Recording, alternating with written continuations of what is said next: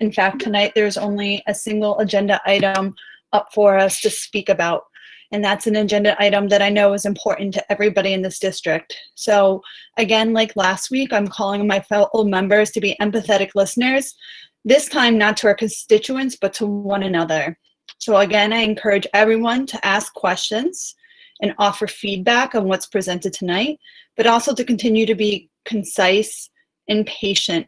I will go through the roll tonight as I usually do, and ensure that everybody gets a chance to speak.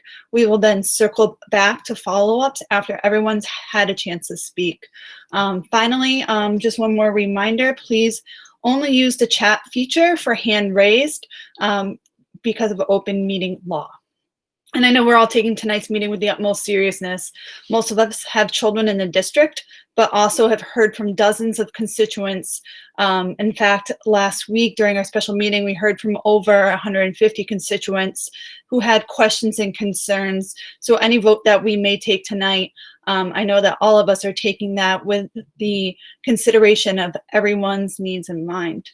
With that being said, there's a motion today to approve the WRSD 2020-2021 reopening plan and to authorize the superintendent of schools to submit said plan to the Massachusetts Department of Elementary and Secondary Education by the August 10th, 2020 deadline. Is there a motion on the floor? So moved. Second. It's been moved and seconded. With that being said, now the motion is open for discussion. I would love to have the administration give their presentation first, and then we'll go through the roll for questions. Sure. So thank you so much. I just jumped over from our Facilities and Security Subcommittee meeting, so we apologize for coming in a little late, but it was a good discussion around our building safety and the concept of reopening in a hybrid model somewhere along the line. So what I'll do now is I will present my presentation. So I'm going to put my screen on.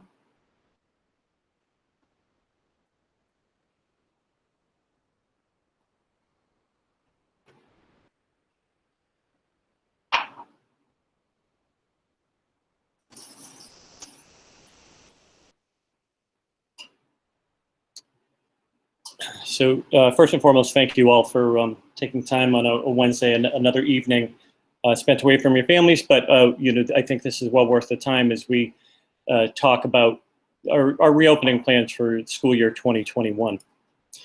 So quick overview, and what I will do is have some of the administrative staff chime in at different times around these different items that we're going to talk about this evening, including building capacity, transportation capacity, our models for learning, and then ultimately our goals and recommendations that we're going to make.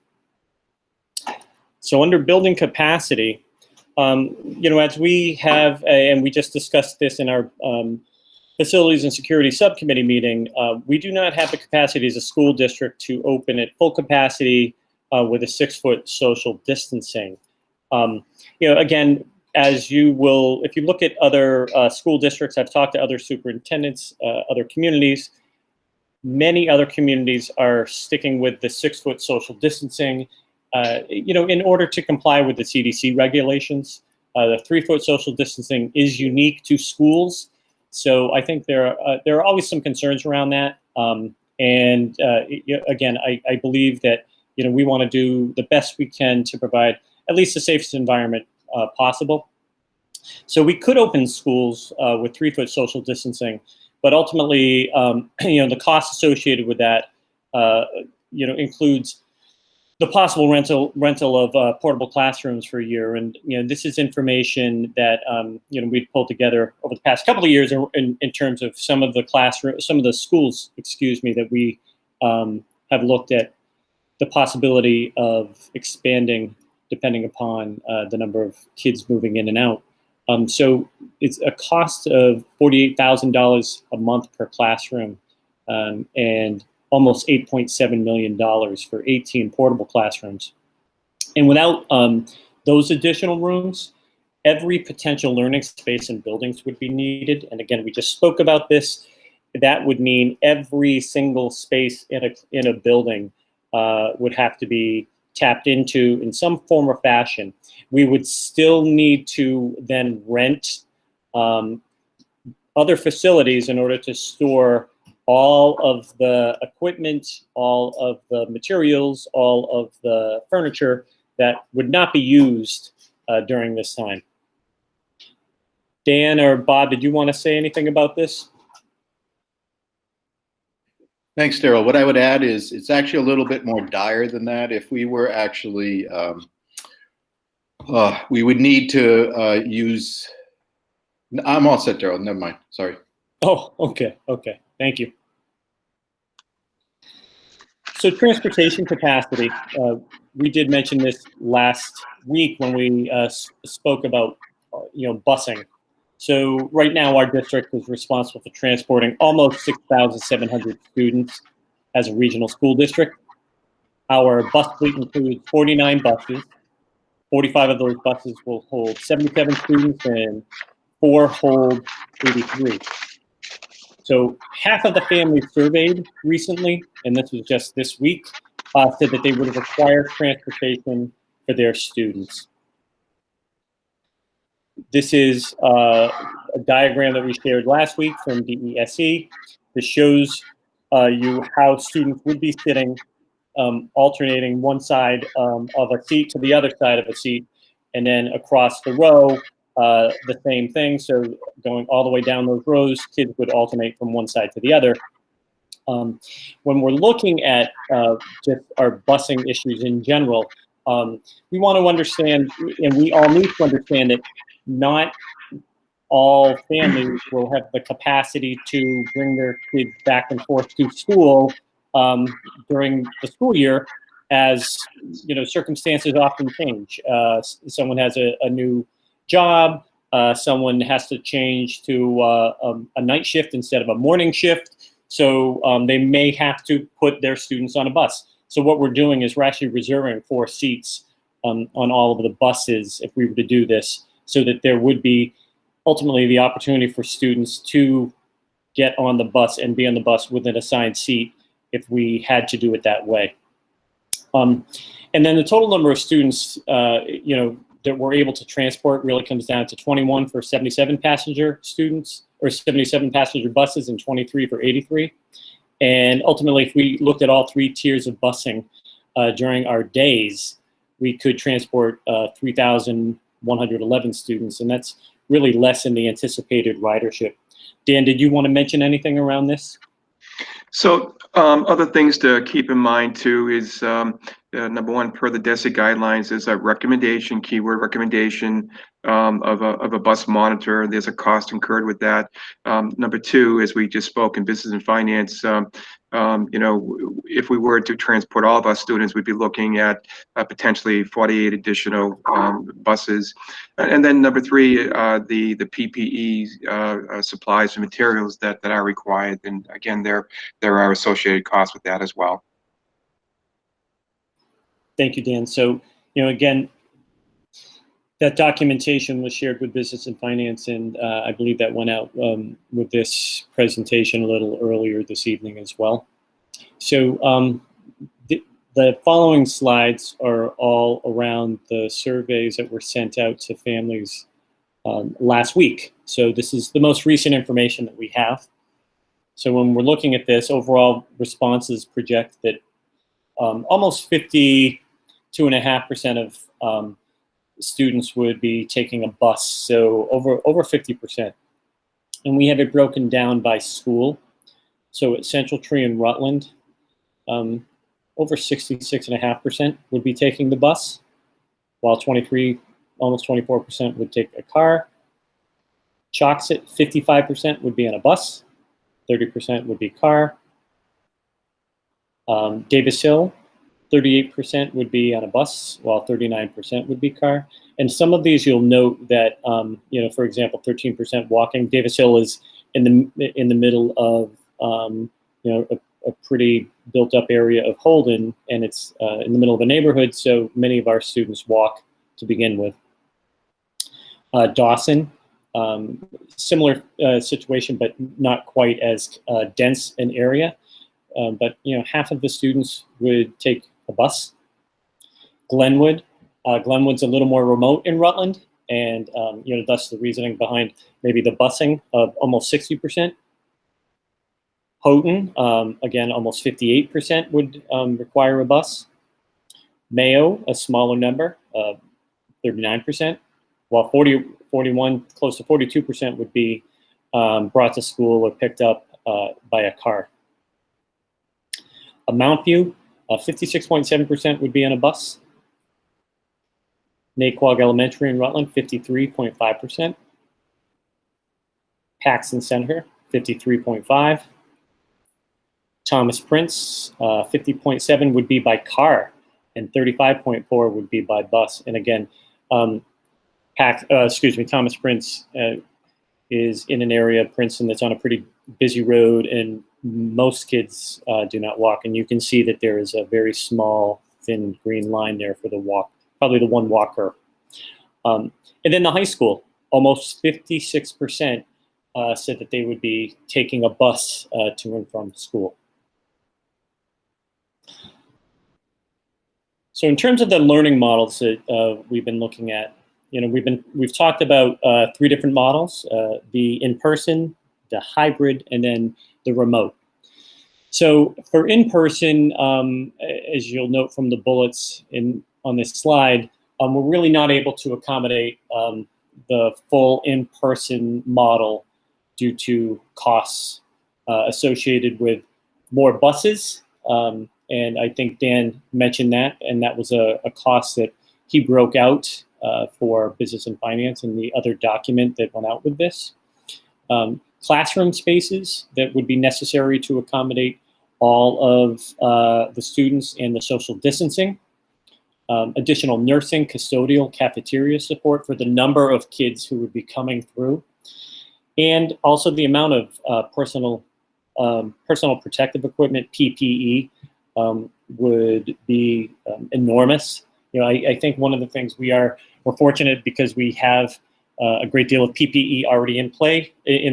That we ordered a while ago, and we have in stock.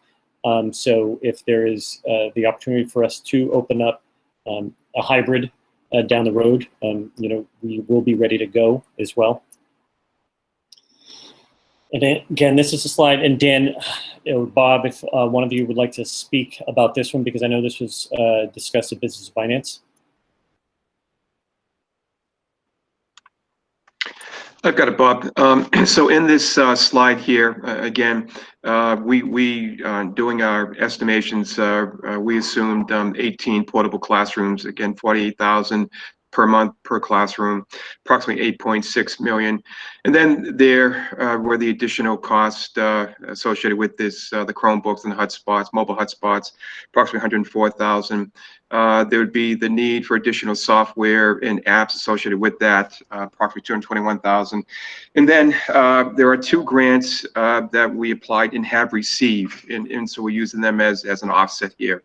The first that we received were just the other day, last Friday, the Remote Technology Essentials Grant, approximately 146,000. And then secondly is the ESSER or the CARES grant, 89,000. So here, the financial impact here is approximately $8.7 million. Okay, thank you, Dan. And again, of note, the tech grant and the ESSER grant, the tech grant was just received late last week. We were notified that it was approved, and again, those funds will be used to help support technology around additional Chromebooks for any student who might need it, as well as other online support systems that we might need access to. And then transportation costs.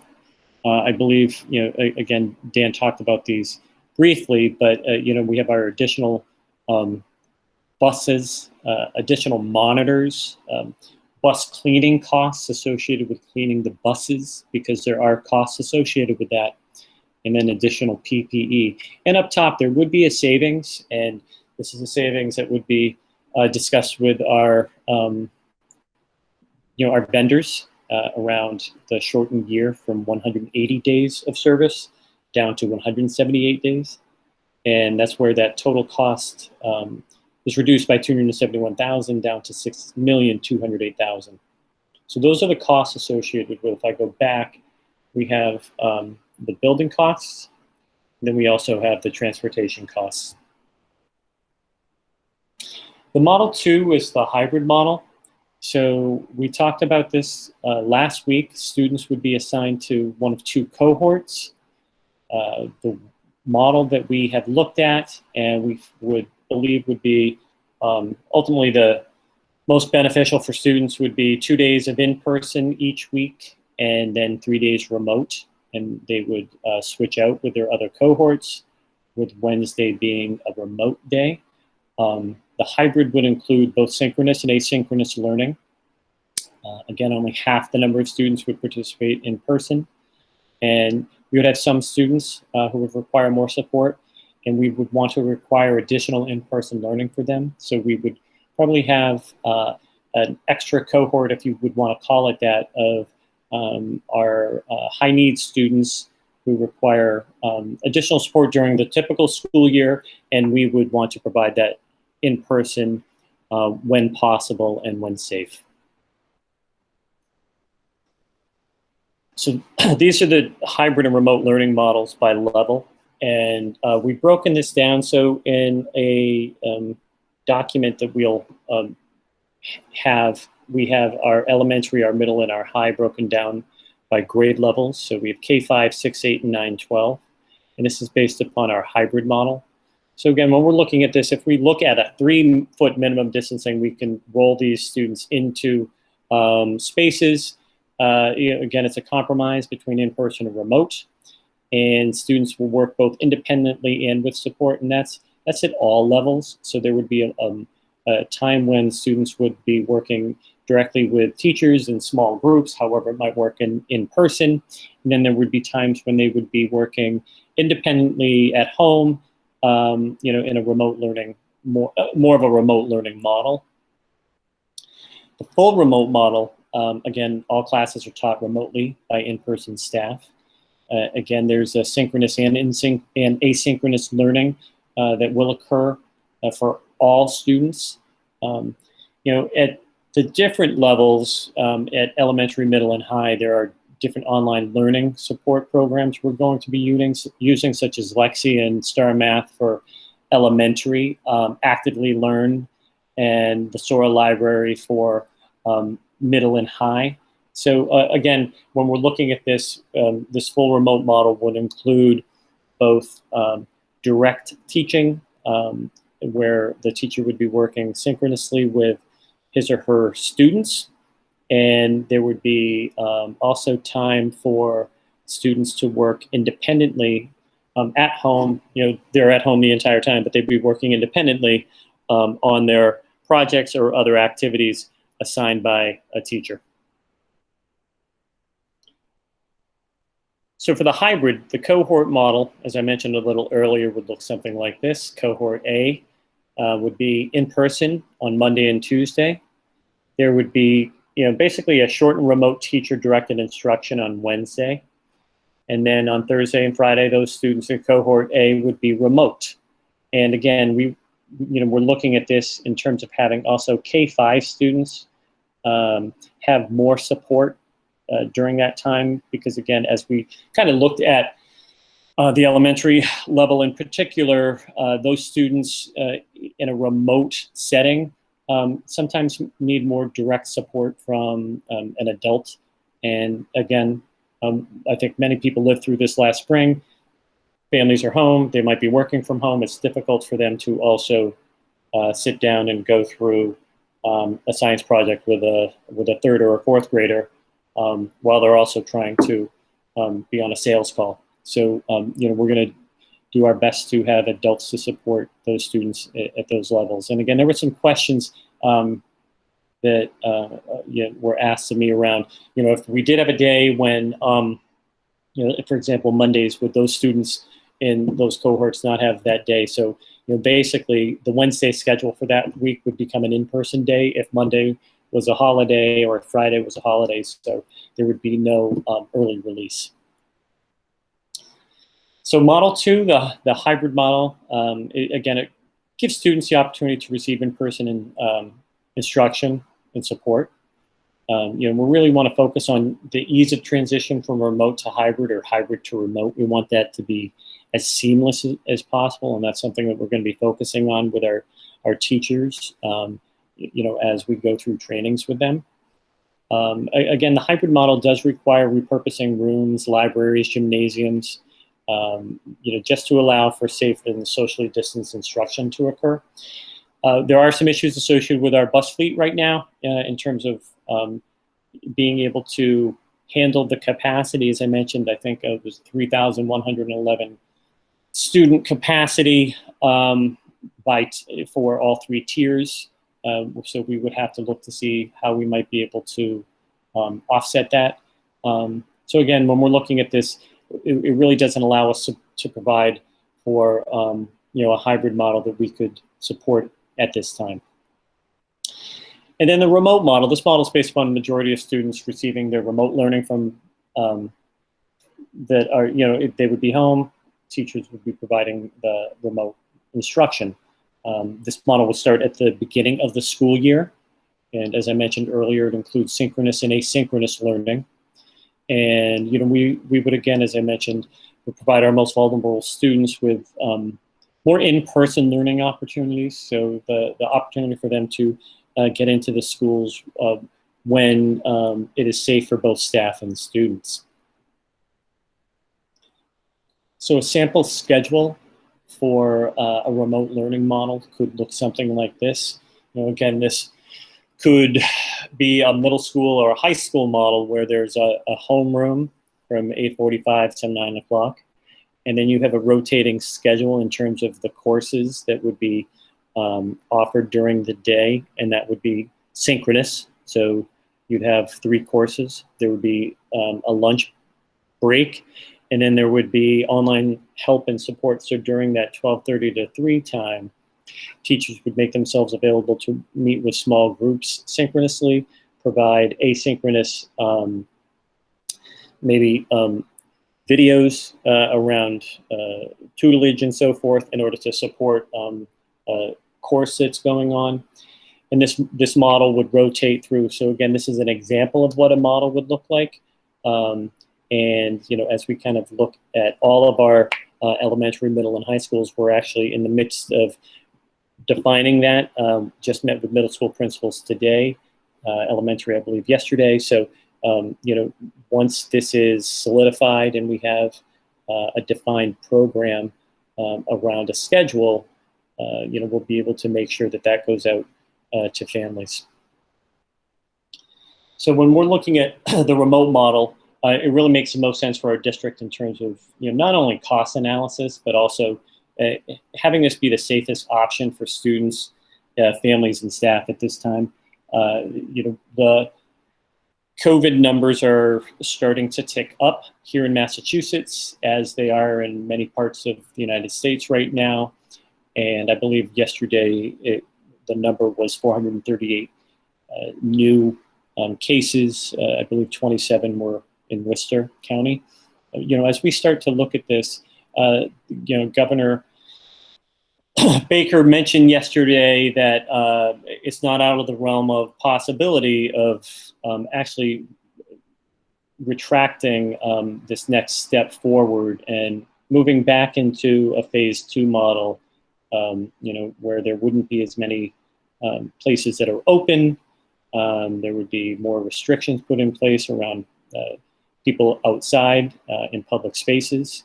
And, those are things that we have to take into consideration when we're thinking about bringing students and staff into schools. So really the goals and the recommendations for this evening. So, we have to continually assess what model works best for all of our students, families, and staff, as we move through this year. We're not sure what the year is going to bring us. We're not sure if, again, the second spike is starting up right now. We're not sure where its peak will be.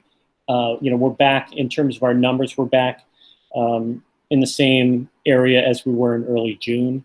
And I don't think anyone anticipated that there would be an uptick this early, maybe later in the fall, but not early August.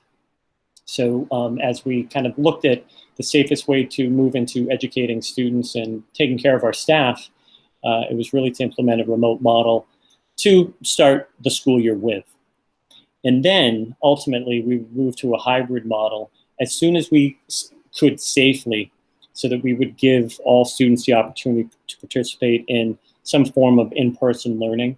Again, that's very important for us, but we want to make sure that we're able to do it in a very safe way. You've probably already seen there have been some schools that have opened up over the past few days in other parts of the country, and they've already closed classrooms because students have come down with COVID, and entire classrooms are quarantined for 2 weeks. So we're looking at this, and I guess we're lucky in the sense that we start school later than many of the schools to the south of New York and Pennsylvania and out west. So this gives us the opportunity to see just how this kind of plays out as well. The other thing that we're looking at would be a modified school calendar for this school year. So again, as I mentioned last week, the commissioner has said that all school districts now have the opportunity to have students attend school for 170 school days versus the typical 180 days. What that would do is push off the start of school for students to September 16th. The first day for staff would be Monday, August 31st. And we would utilize the time between the first staff day and the first day when students would come in to work with staff around not only remote learning and looking at our online management systems and learning systems that we're looking at purchasing and professional development around that, but also around, if we're able to get teachers into buildings, looking at the hybrid model and how that would play out in, a variety of classrooms. And then we have the breakdown for how the quarters would break down over the next year. And the last day of school would be June 16th, which would be the 170th day. And that 175th day, the June 23rd, is based upon snow days, and it's something that we have to put into the calendar. What we will do is pull a calendar together. I know Rebecca has been working on this. That will be our official calendar that we will share with school committee for Monday evening, at which time you could vote on the modified school calendar for FY 2020 or FY 21. And then information for families. Again, this is one of the things that we want to ensure that we do is continue to provide as many updates as possible. So schedules, teacher assignments, other information that's going to be communicated to families prior to the start of the school year. We want to ensure that people have time at least to kind of see what their schedules are like. I know Principal Biendo has been working closely with his guidance staff around scheduling of his building and the courses at the high school, because that is a bear of a job. School administrators and other staff will be available to assist with questions and concerns. And again, as we move into a building, because again, buildings aren't necessarily open in the summer, so much of the information is disseminated through central office. But what will happen as we move into this next model, we'll have consistency around the information, but we're really going to have building principals, administrators, teachers have that direct communication with families, so it's a little more personable, rather than looking for a question to be answered from the superintendent.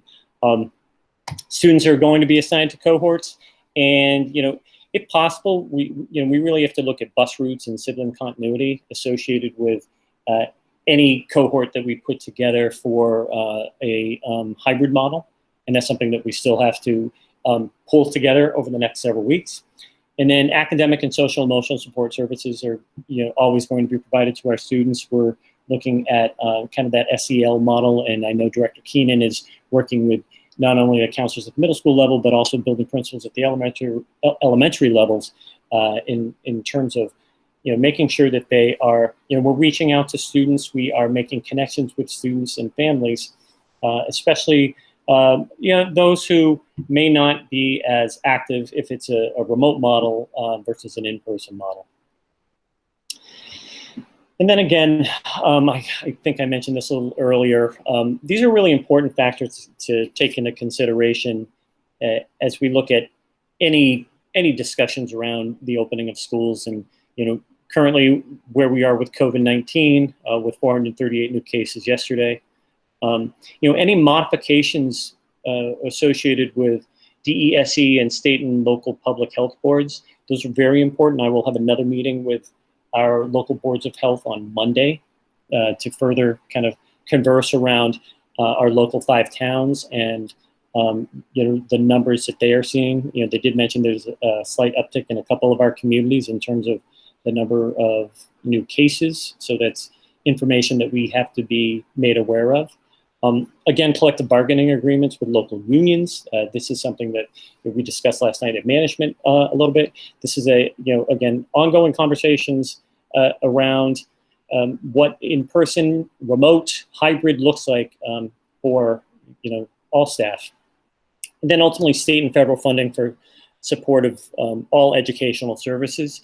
This is something that I've talked about, I think, too many times. We have excellent state representatives and representation at the local level, at the state level, and ultimately at the national level.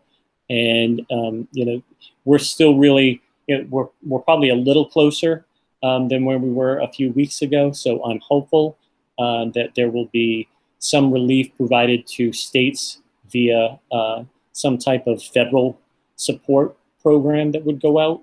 And that state funding would then be available for local school districts or communities or regional districts like ours. And again, I want to thank all of you for your support over the past several months. This has been, in my 30 years of education, this is, and I think anyone else would agree, Bob, Dan, any of the administrative staff, actually any of the teachers, this has been the most challenging educational experience I think that any of us have gone through, and I'm sure families are all in agreement with that in terms of what they've been dealing with as well. So I just wanted to thank you, and we all want to thank you for your continued support. Thank you so much, Dr. McCall. Again, the motion on the floor is to accept this plan and have the administration submit that plan to the Department of Education. I'm assuming there's going to be a lot of discussion on the floor. I'm going to go tonight actually from the top. We haven't started from the top of the alphabet in quite some time. So I'm trying to be fair each and every week. So tonight, Member Amos, your questions first, please. Hi, can you hear me? Okay, yes, good. very well. All right.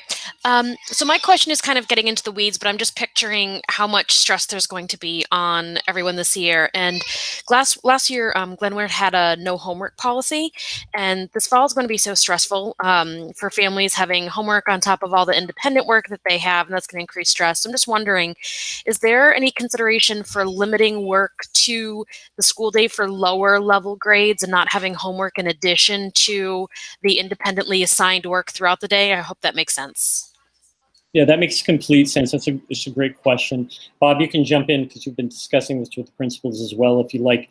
But when we're, again, when we're looking at this, especially at the early elementary level, we want to ensure that we're not burdening families with having the students have to do too much. Again, I think teachers want to ensure that they're providing the most opportunities for kids to learn and really covering the curriculum.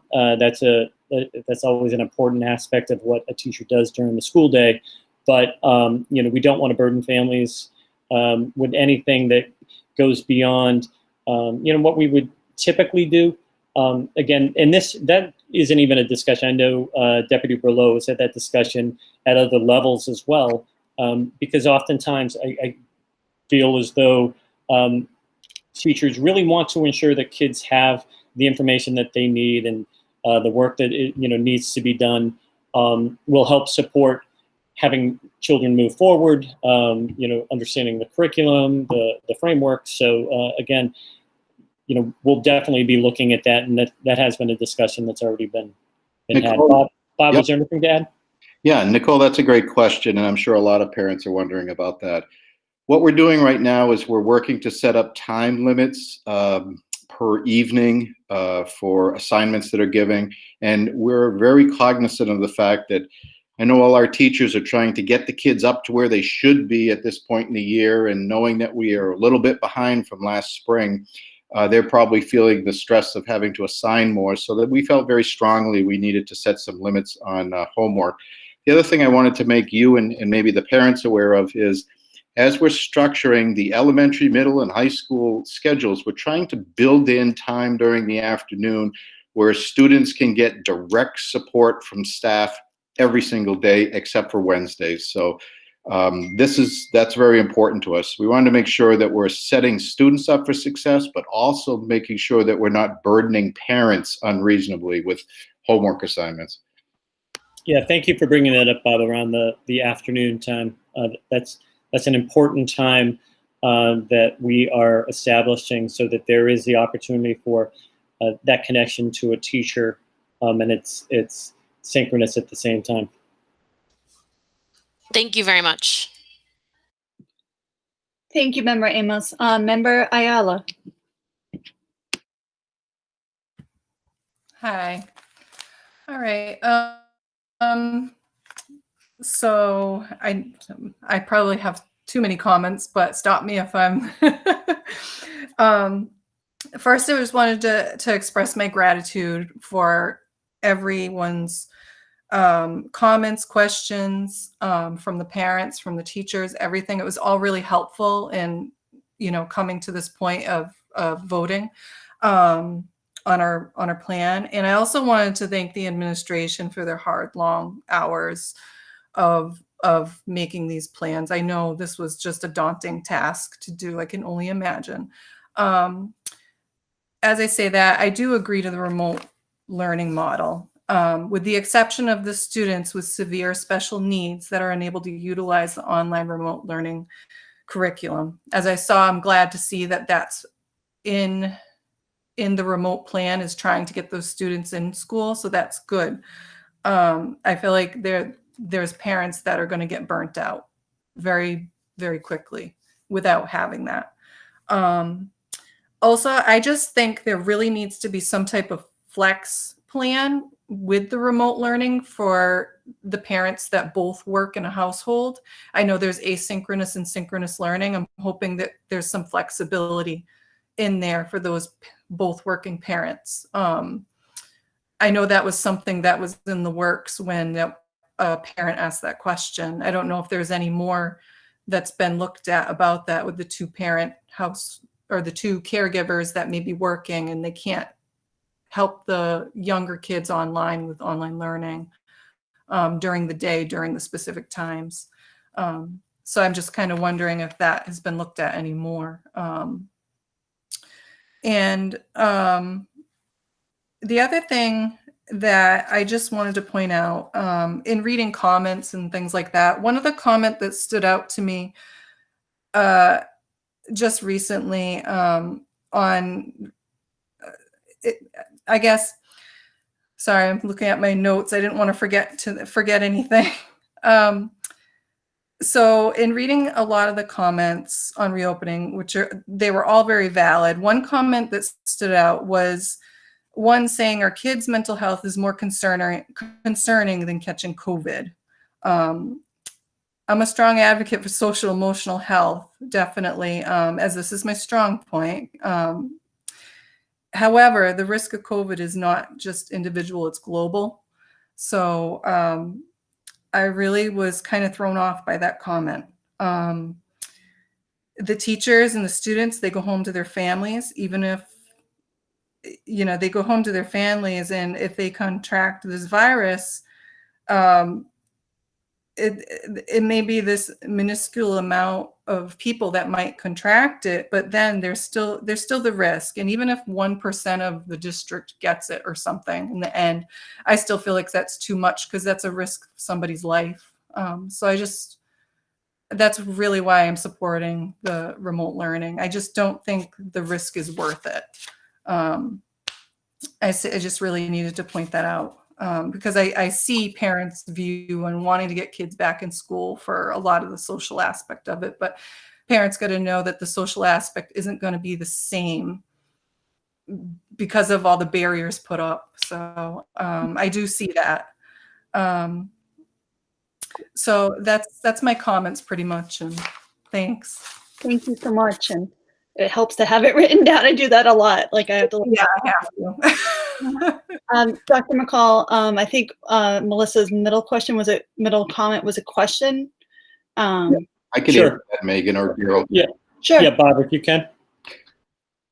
Melissa, that's a great question that you asked there.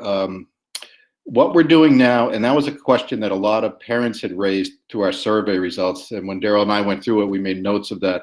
What we're doing now is to try to help parents that maybe at this point in the day, it doesn't make sense for the kid to sit down and have their English instruction.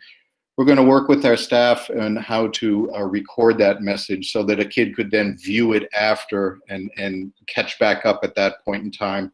We'll have some specific guidance around it. We're also working up some professional development for our staff so that they can understand how they can do this. We've enhanced our capability, the capabilities of Google Classroom. We've also brought a product in that is more easily used by teachers to record video, and it integrates fully with Google Classroom. So we've taken some steps already to make sure that as much as possible, we're trying to meet parents and some of the needs at home. And we understand the kids are at home, they're not in school, and just because it's 9:03 doesn't mean the kid's going to be able to sit down and jump right into the history lessons. So Thank you so much, Deputy Burlow. Member Bennett.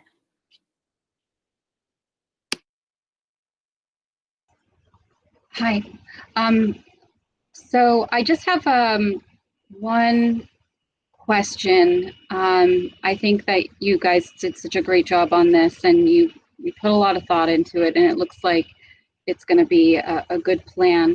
I was just wondering about the area where it talks about continuously assessing which learning model would best serve the students, and when, if there's like a limit to how long remote is going to go, if there are flags that you're looking for to start implementing the hybrid model in there, if there are specific markers that are going to start a process in which we would be like reassessing that, just so that we kind of know.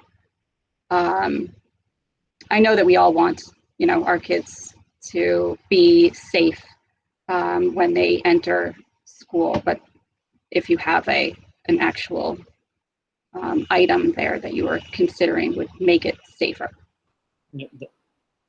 That's a great question. We discussed this a little bit at our management subcommittee meeting last night. The metrics associated with health, I think, are probably the first area that we're going to define and look at. And one of the reasons why I'm meeting with the boards of health is because I want to be on the same page as all of them. What we don't want to have happen is, and again, I'm just using this as an example, but the town of Holden says, you know what, we're at a 4%. We're going to tell the superintendent that he has to shut the schools down, and we're kind of going into a lockdown or something. And then the other towns are not on the same page. So, we're aligning ourselves, school district, with the 5 boards of health around, continuous markers that we can utilize and ensure that we're providing a safe environment when we're back for students and staff. The other thing that we talked about were the data metrics associated with maybe some of the learning that is occurring. And there were some questions around, okay, how are we assessing student learning remotely? What models are we going to, in whatever model we use, how are we going to be assessing student growth and those types of things? And again, those are items that we are as a remote model, where now that we have a few more funds from which to kind of draw upon to purchase some online assessment modes and so forth. Today, for example, the state offered up the opportunity for districts to purchase an online learning system, and we'll be a learning management system ultimately, and we'll be looking at that over the next week, because again, we want to be able to offer up the opportunity for all students to have as much access as possible, including, as Bob just mentioned, some asynchronous time as well. We always have to remember kids have to have, we have to take attendance. That's something the state isn't going to back down from. But in terms of markers and so forth, it's really going to be looking at health, how we're doing. In business and finance, we just talked about next steps that we're taking to ensure that the buildings are going to be ready to roll somewhere down the road for hybrid, and also how we are able to ensure students are able to safely be transported back and forth between home and school. Thank you so much, Dr. McCall and Member Bennett. Member Brown? Hi, I want to thank the administration for that presentation. After that presentation, I believe we can only agree on moving forward with the remote model at this point in time. Hopefully it changes, that we can go to the hybrid model. I really only have two questions. On the 12:30 to 3 o'clock online help and support, if as a parent I'm looking at, okay, the kids are going to be remote from 9 to 12, and I look at the 12:30 to 3 as kind of if they need extra help. Can you kind of define that time slot? And are they going to be engaging with teachers, or is it strictly if they have questions on homework or something, they can reach out? So, that example that I put out there, Scott, that's an example of what it could look like at a middle school or a high school. So if I think I looked at day one, and there were 3 periods in the morning, and then there was a lunch break, and then you had the afternoon support time. One of the things that will happen, especially with a remote learning model, is, and this is a little different than what schools have typically done, where for the most part, except for at the high school, you have the same class every day. So you have math every day, you have social studies or history every day, you have English language arts, you've got science. At the middle school level, high school level, probably a foreign language, and then a related art. So because we're looking at the remote model, what we're doing is we're setting aside blocks of time in the afternoon for teachers to have that direct communication with students. So there's going to be the online time when that teacher is teaching block. But then there's going to be the afternoon time when that's going to be set aside for the support, because what will happen is, because that, if you look at that example, you have 1, 2, 3 on Monday, 4, 5, 6 on Tuesday, then you go to 7, then 1, 2. Well, if that third class, on Monday isn't going to be seen again until Thursday. So they're going to be providing students with projects, group projects, other homework assignments, and you probably wouldn't even call it homework, just more work assignments that accompany what was covered in class. So it'll look a little bit more like like what a typical college course might look like, where you go to class on Tuesdays and Thursdays from 4:30 to 6 o'clock, but then you're doing work outside of that class time as well. So it's not just going to be, okay, guys, you're done at 11:30, 11:45, go have at it. It's going to be, you're going to have work to do. And also they're going to have work to do for the next day, because they'll have courses that next morning that they're going to be responsible for. Joe, could I add a little bit here? Sure. Scott, what also will occur during that time is, granted, we're going to schedule during the day, and that would be the morning when I talk about scheduling during the day. We'll schedule in some special ed services. However, there might be additional services that occur in this afternoon block. this might be a time where, depending on where a student is emotionally, maybe we're going to have a small group of students that get together because they need a little additional social emotional support. There's so many variables involved right now with students being educated remotely. We didn't want to structure the day where there was just wall-to-wall academic classes. We wanted to have some time available where we can think on the fly, react to where a student is, and do something positive. And that's what the afternoon is. It's also a time, as Daryl said, where maybe there's reteaching. Maybe there's only 3 kids in my class and they didn't get that lesson. So now I'm going to say, all right, this afternoon, let's hook up. I'm going to reteach the lesson, do it a little bit slower or in a different way so that I can make sure you get it. So that's what the afternoon is. We felt it was one of the more essential parts of the day to have this undefined block of time available in the afternoon. Great. Thank you for explaining that. My other question, and I asked this in management last night to Dr. McCall, on the indicators that you have in place. We need to make sure this is working. Can you kind of briefly go over that, just so everybody knows that we do have something in place?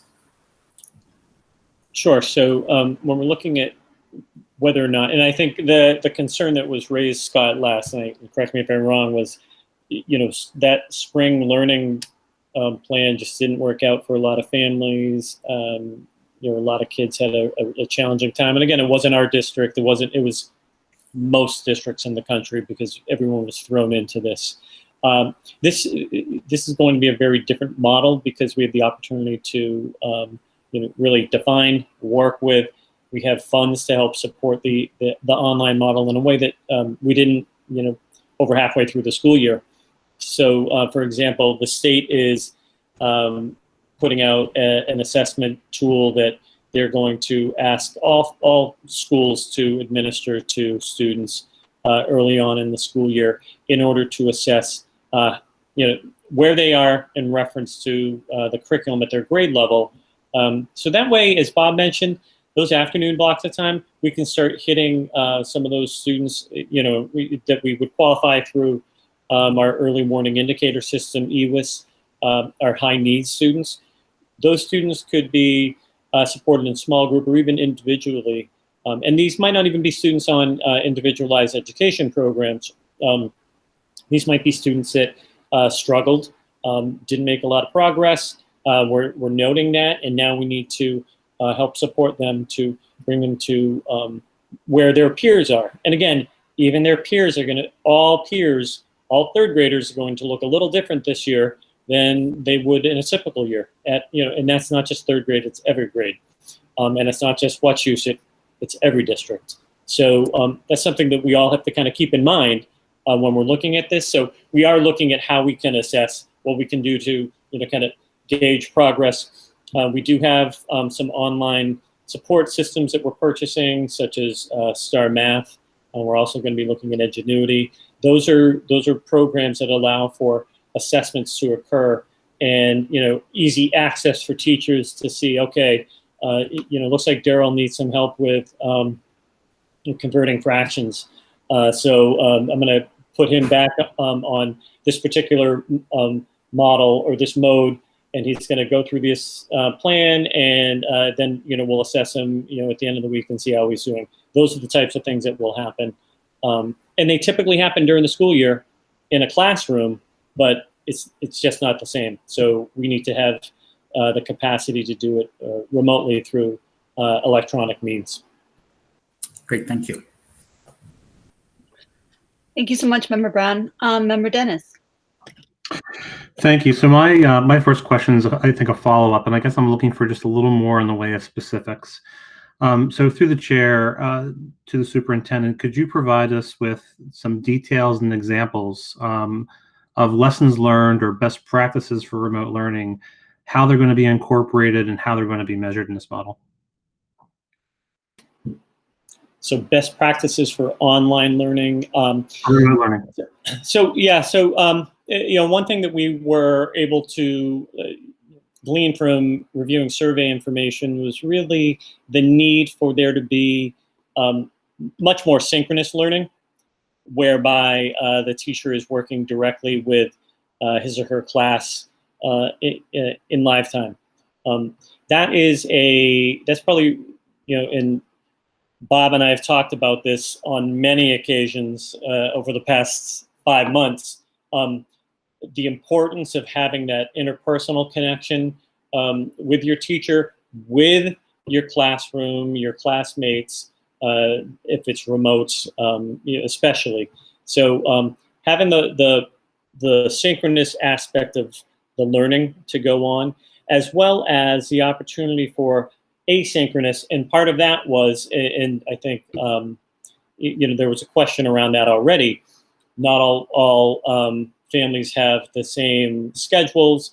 Will there be opportunities for students to maybe see a lesson that was presented at 10 o'clock that they didn't have the opportunity to see? Yes. So, we're looking at, and Bob mentioned the new G Suite that we recently purchased with the opportunity for teachers to have easy kind of recording options in the same way that we do these meetings.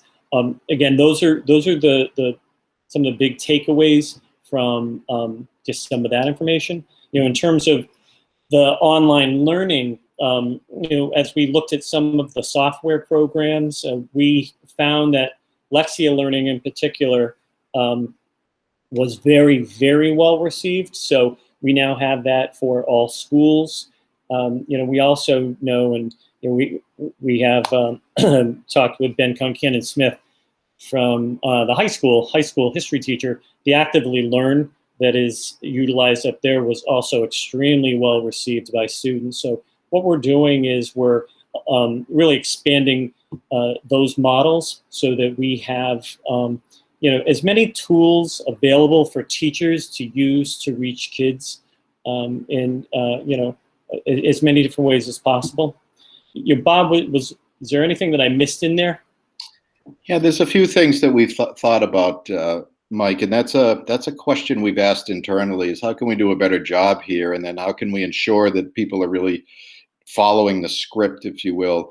So one of the things we thought was we needed to absolutely have a more detailed description of what we will do as part of our online lessons that we're going to do under this new model. One of the really important things initially is to engage students, not just be there and throw content at them, but to engage them, to make connections with them. And that's really tough to do when you're remote with new students coming in that maybe aren't used to the technology or how to use it. So we've reached out and we're trying to set up some professional development for staff that we would do in the front end of the school year here to try to get them to be able to engage in meaningful discussions, to have students feel there's a sense of commitment on their end and on the teacher's end where they feel connected to the teacher. Another thing that we're looking at to improve here is when a student is remote, it's essential that we provide them with focused and meaningful feedback. It can't simply be, yeah, you did a good job on that. We really need to work with that. There's not the visual cues necessarily that kids can tie into. Sometimes if it's just a written feedback, so that's not as effective. So it's really trying to work with staff. There's additional professional development that we're in the process of setting up that we're going to bring to our staff so that we can start to have those types of more meaningful feedback in a lesson. And the other thing is to understand that one size certainly does not fit all. And so that's another way we're hoping to provide choice to students, but also not to have a single assignment, but maybe to have a way for students to opt into something that it makes sense and pulls them in. And I'd say most importantly, it's to provide students and parents with the map. What's the purpose of this lesson today? Well, what's the target? What am I trying to get across? So whether the kid's participating remotely and doesn't get it and the parents trying to help, they at least understand where we're going, or if a student's having to look at this after hours and go through the lesson a second time, the parent understands what the goal is here, to post very succinct directions in terms of where we're going, when an assignment is due, those types of things, as well as links to help a student to not only be able to get additional information and maybe reteach it a little bit themselves, but also to expand and extend the lesson here. I think a lot of this, in terms of, Mike, your question around how are we going to measure this, This would be through conversations with teachers, those types of things. We'd absolutely be looking to survey parents at certain points in time and students. Sometimes they're the most important consumers of this educational process as terms of where they're going. We will, as Daryl has mentioned earlier, we need to have online assessments readily available that tell us about things such as content-wise, are we making enough progress? Or where are we heading with our growth through the year? And I think embedded in all of this, and one area we absolutely did not do a good enough job with in the spring, there needs to be social emotional assessment of students in terms of where they are at this point, what stresses are they feeling. So for us, we got away from our panorama assessment tool, and I think we need to circle back to that, and kids can certainly participate in that remotely. And then we have to react to what we see for results. So that's it in a nutshell off the top of my head. Thank you. So the second question, Dr. McCall in his presentation made reference to, if there's the opportunity to open hybrid down the road. And so I'd like to double click on that for a moment. What is, at this point in time, and what is the plan criteria and factors, and is there a timeline for starting to return students in some type of hybrid fashion? Is it a phased approach? Is it a big bang approach? I think there's a lot of people who would like to understand if we're not starting that way, what's the criteria? What are the factors for starting to bring populations of students back, at least at a part-time basis? Sure. So Bob and I will both kind of jump in on this. I think I spoke to this a little earlier when we're talking about some of our highest needs students. Those would be the first students that we would want to phase back into in-person learning. So we would, again, assess where we are in terms of learning spaces within buildings. We would assess the public health safety, numbers associated with that. And, a little earlier I mentioned, my conversations with the boards of health. Again, I will need to defer to them around, specific criteria, which we will be defining. Okay, when is it okay to be to bring kids back into school, or when is it not okay, and when do we have to, if we're in a hybrid model, when we're looking at the timeline associated with this, we need to have as much flexibility as possible. This isn't going to be a full in where there's not going to be a transition from remote to full in person. It will not happen. There will be a hybrid transition.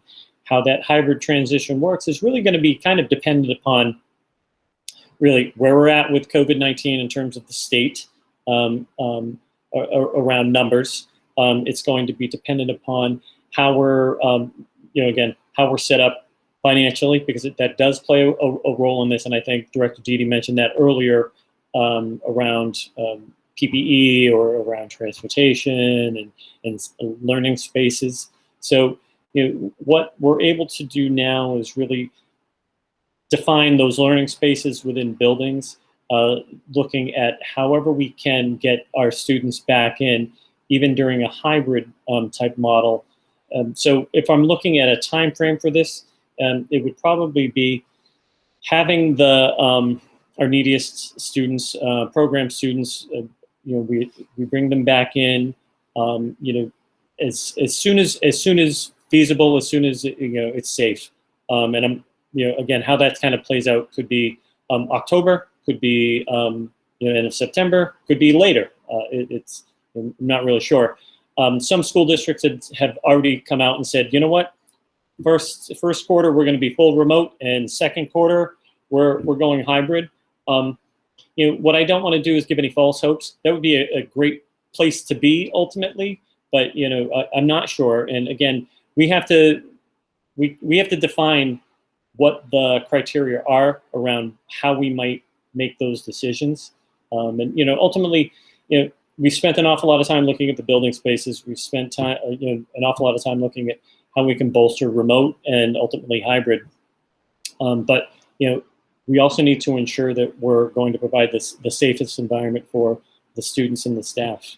Bob, did you want to jump in on that?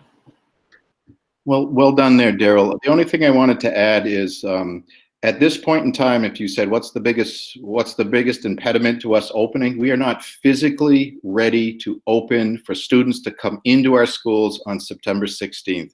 So I think initially, as Daryl mentioned, the facilities end, we absolutely have to get ready. And then we're going to look at the safety end and say, all right, is it safe? Are the communities telling us it's safe to bring the kids in? And then we'll start to bring the kids in. Very well, this could be in October. It might be in November. We're going to do our darndest to start to get kids in that need services. However, we have to go one step at a time. And the first thing is we have to get our facilities in line and ready for students to come in so they can be safe in here as much as possible. Thank you. Thank Mike, you for that. we have time for one more question. I'm sorry? Maybe one more question so we can give other people a chance as well. Yeah, no, absolutely. I just a comment on that response, and the comment is that I think that I appreciate the statement that we're not physically ready. However, I do think that that's something that's within our control to some degree, and something that we can plan around. I think Daryl, your statement around we need to define that criteria, I think answers my original question. I think to make the statement that we'll do it when it's safe, I guess we kind of need to understand, well, if it's not safe now, to bring in some portion of the population, even on a part-time basis, what's the criteria for it to be safe? And if we don't know that, I think we probably owe it to our community to help determine what that is. Thank you. Thank you very much. Member Gustafson? Now you can hear me, right? Yeah, Okay. you did great tonight. Okay, if it doesn't work, I'll turn off the video. So I have a couple things. Let's see. I think I'm conflicted because while I do understand that I think it's very clear that remote is where we probably need to be going right now. I recall that our role of the school committee is to consider budget and policy impacts of this, and that was noted in the MASC guidelines issued to us again this week.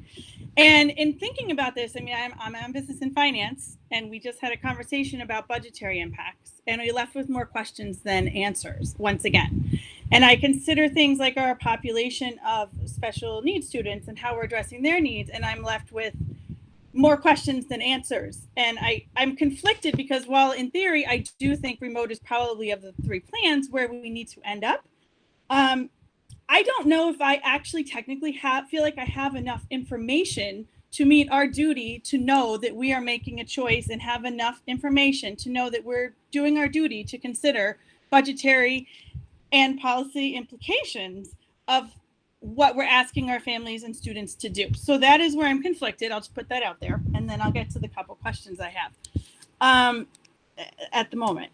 So we've talked about, one question is because we've talked about this remote learning platform that the state is offering to us. I know they just made the details of that available in the past 24 hours, but I know that it's been mentioned in the past repeatedly that for families who would elect for an all remote option, no matter what, until we have a vaccine or whatever their criteria is in their family, that we would be looking at possibly this state offered platform. We didn't make any commitments to that, but it's been repeated numerous times, and now we know the details of that. I would like to know, for those who are in that bucket of students, how we're planning to identify those students and when, because it seems to me that would impact a lot of some of our other decisions, the transportation costs, how we meet their needs, because those programs through the state come with a cost. Depending on which model, each of the 5 options that I read have 2 or 3 options within them, and some require teacher or staff dedicated to monitor that, which might be useful because we'll probably have some teachers who don't really want to teach in this remote model, and maybe they could help monitor some of that. I think I know the cost of those programs was not included in any of the cost analysis. So that is one of my major questions, is how we're going to meet the needs of those students and identify that, because I think that's something we could do now, regardless of safety and health issues, because we know there is a bucket of students who are going to be home no matter what. And we know that the state has offered various models to meet their needs. And we've mentioned maybe buying into those. But I think that's something we could answer in the very near future, but it will impact our budget. It will impact teachers and how we're utilizing them. It will impact a lot of things. And I don't think we have that answer. That is my first area of questions. Do you want my second one? And then let's do two, and then I'll have them answer both. Is that okay? Okay, yeah. The second question is regarding the question of special education students, and that I know it says we will make every effort to bring them to the classrooms when we are able. That's what Desi has asked us to do. That's what's in all of our discussions from last week and the very brief discussion today. I am not honestly satisfied with that answer, nor are the families who have been emailing me all week about it. I'll be honest. I'm in close contact with a lot of special education families. I've sent emails to Christine over the past 2 weeks. She said she was going to send out information. I don't believe she's on the call tonight, or I didn't see her. So I am on the call, Malaya. Oh, you are on the call. Great. Okay. So maybe you can add some clarification to this. But my concern is that we don't have a lot of specifics about how we're meeting those students' needs. And I know, like ESY, we had to change because of the building conditions. I'm curious why, for example, we can't designate certain classrooms or a certain building that is closer to being up to code or up to our needs, and have some of those neediest students start in a location, even if it's not their normal location, or get their normal location up to speed. If I know some of our buildings have 2 or 3 developmental programs or ABA programs, or the high school has a little bit of everything, why can't we designate a space where we can bring those students and get them into the classroom sooner to meet their needs, is my general question. But also families are really wanting to know more about how they're going to be integrated in whatever model we choose, for speech and language, for OT. The same question I asked exactly a week ago, and then an email. And I'm not trying to be difficult. I just know that families really need answers. And I consider that a policy and budgetary question about how we are meeting the needs of our students, to which we have a legal obligation. And I don't think we have enough answers. So those are my 2 questions. All right. So one question for Dr. McCall regarding, and a second for Director Smith. So Christine, do you want to cover the second question? Yes, first? of course. Sure. So I think that we would all like to know all of the answers right now. And as frustrated as families are, remember, I'm both a family and an educator, administrator, and this is a very frustrating time. We need to know what is going on for our children. We want those answers, and we don't have them yet. As you hear tonight, we are developing the regular education model, and from that, the special education model will be developed. It cannot happen outside of each other. They have to happen in order of each other, just as education itself was created. That's what we're doing. We're creating a new educational system. And, from that, we will create the special education model. What I can tell you is that, as what's indicated in Dr. McCall's slides, our special education staff will, once we have decided what the model is, we will go forward with determining how we will deliver the services that the students require per their IEP.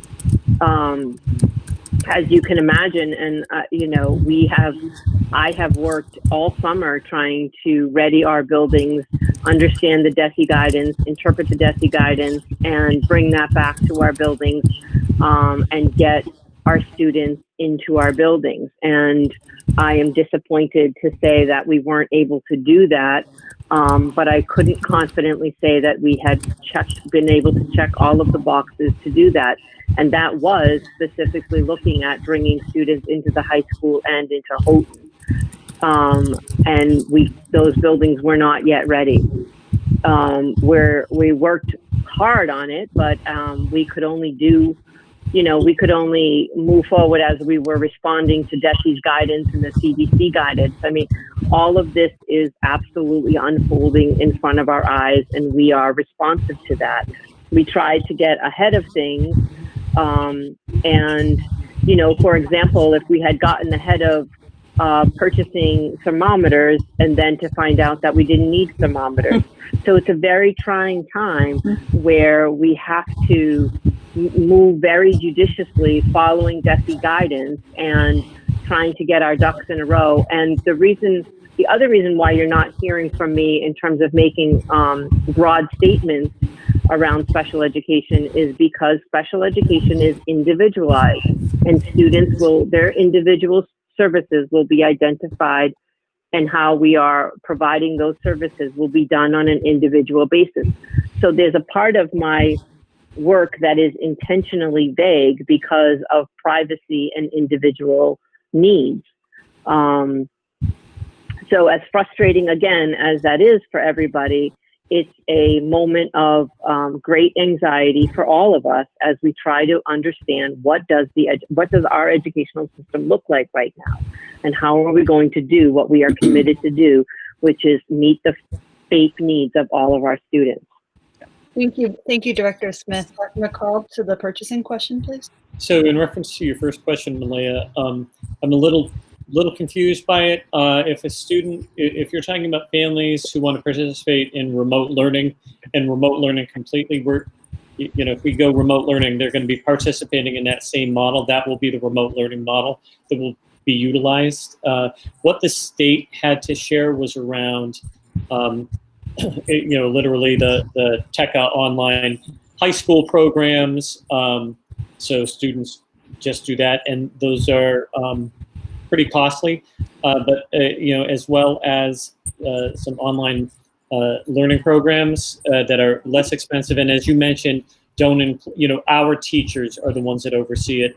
They're not overseen, but you're not kind of offloading your students to an online course.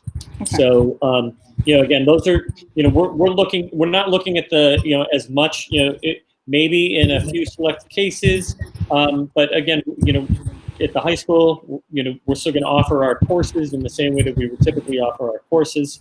And if it's a remote model, if it's a hybrid model, even if it's a hybrid model, those students would start off remote and then they're still feeling like they need to be remote.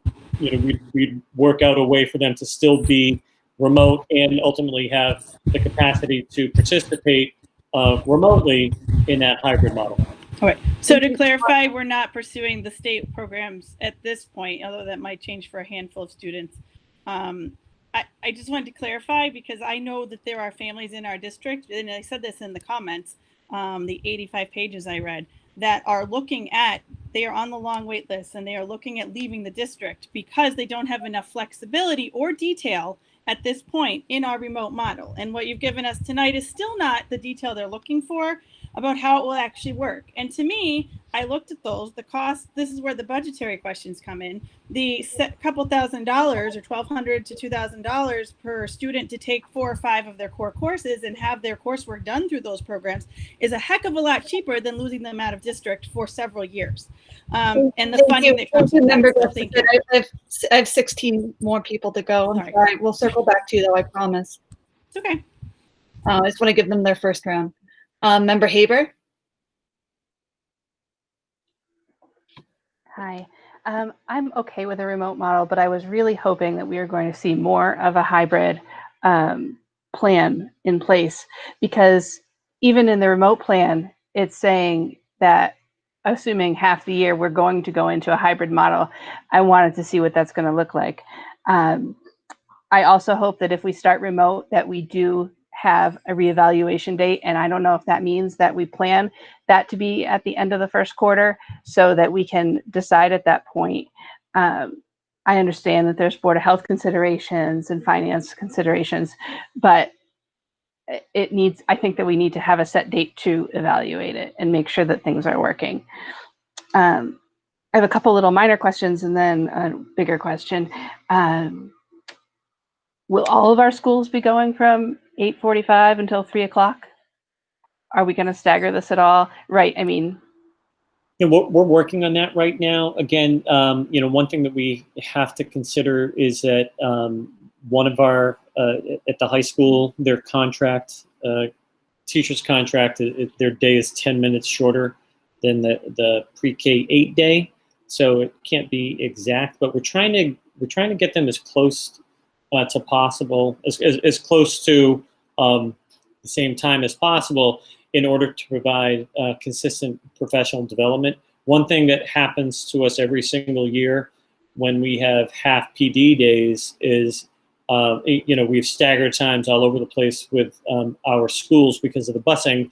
Thus, it makes it very challenging for us on a Wednesday half day or a Thursday half day to get different, and we're so far away, the 155 square miles makes it a challenge for us to get people to PD. So Bob was really excited about this. He stressed this to me a couple times a few weeks ago. Oh, having them on a very similar schedule would be helpful across the board, especially around developing those consistent methodologies. A K-8 building like Paxton, they would have the opportunity for their middle school teachers to have PD somewhere along the lines with their middle school teachers, or the elementary teacher in Paxton could meet with the elementary teachers at Glenwood. However it would work out, there would be the opportunity for more continuity and consistency. Okay. Is there a consideration to have teachers teaching in classrooms? So we've, again, we've been talking about that. The idea is that if it's safe to get them into the classrooms, and we can do so, and again, we have the custodial staff cleaning up, and we're following the PPP or PPE rules and regulations associated with buildings. Teachers could have access to their classrooms, to materials, to whatever it is they might need to do that. And sometimes I think getting out of maybe your living room or your dining room or whatever it is, and getting back into your learning space, your workspace, could be helpful as well. But again, that's something that we're discussing. And we're actually talking with the teachers about it tomorrow. Okay. I do have concerns about that afternoon, 12:30 to 3 o'clock. I heard what you said. I just don't agree with it. I think that if you wanted, that teacher that you talked about who, the class didn't understand it and she wants to go through it again for another hour, then she tells the class, I want to be there from 12:30 to 1. And then the science teacher says, oh, I want to be there from 12:30 to 1. And now the kid has to decide which class they're going to go to. I just think that they still need some structure in that time, or it's going to be a lost 2.5 hours. So again, sure, I think, as we've talked with our principals, there are ways that we can look at that at the building level as well, so that you might be in a situation where those English, maybe that English language arts teacher says, okay, Monday and Wednesday or Monday and Thursday, I want to set aside this block of time when I pull these kids together, and please don't touch that time. And you can do that at the building level, because again, we wanted to give people flexibility so that, if there's a way for us to do this so that it works and it works for families, we want to be as flexible as possible. But I hear what you're saying as well. Okay. My last question kind of goes, well, not actually my last question. I'll go to that one first. The figures that we were looking at as far as budget for the remote model put us at $491,000 additional. But it doesn't seem to take into consideration the second half of the year. It says that these numbers were figured with having 2 quarters remote and 2 quarters hybrid. Yet it seems to me, in my calculations, that there's another $691,000 that's not accounted for. So can you tell me how the remote model budget was established? Bob and Dan, do you want to address that?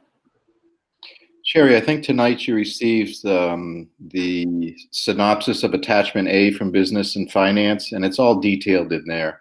So maybe that's something that you could look at and get a more detailed question off to us, because that's where it's all broken out. I did print it, looked at it. I watched the Business and Finance meeting, and I still don't understand it. Okay. It seems to me like there were additional items that were not considered, even down to additional waste baskets. I don't remember exactly, but things that were not added in, or the additional cost for waste, or the Sure. additional nurse? Or, Yeah, I'm happy to answer those questions, and maybe we could talk directly. In the calculations for all of those things, students are coming in at the halfway point in the year, but we're not throwing the switch and suddenly all of those students are coming in exactly at the halfway point in the year, or we would be bringing in smaller targeted groups. We'd work our way up to bringing in more and more students. That's what's in that plan. It's not like suddenly all the kids are miraculously right in the school. So in I order understand that. I'm sorry, Bob. I do understand that, but what I don't understand, I mean, we just said that we don't know when that could happen. We Right. said that some kids could come in as early as October. They could. So yes, it's not going to be all of them, but let's hope that, let's say by January, that they are all there, you Yep. know, in a hybrid way.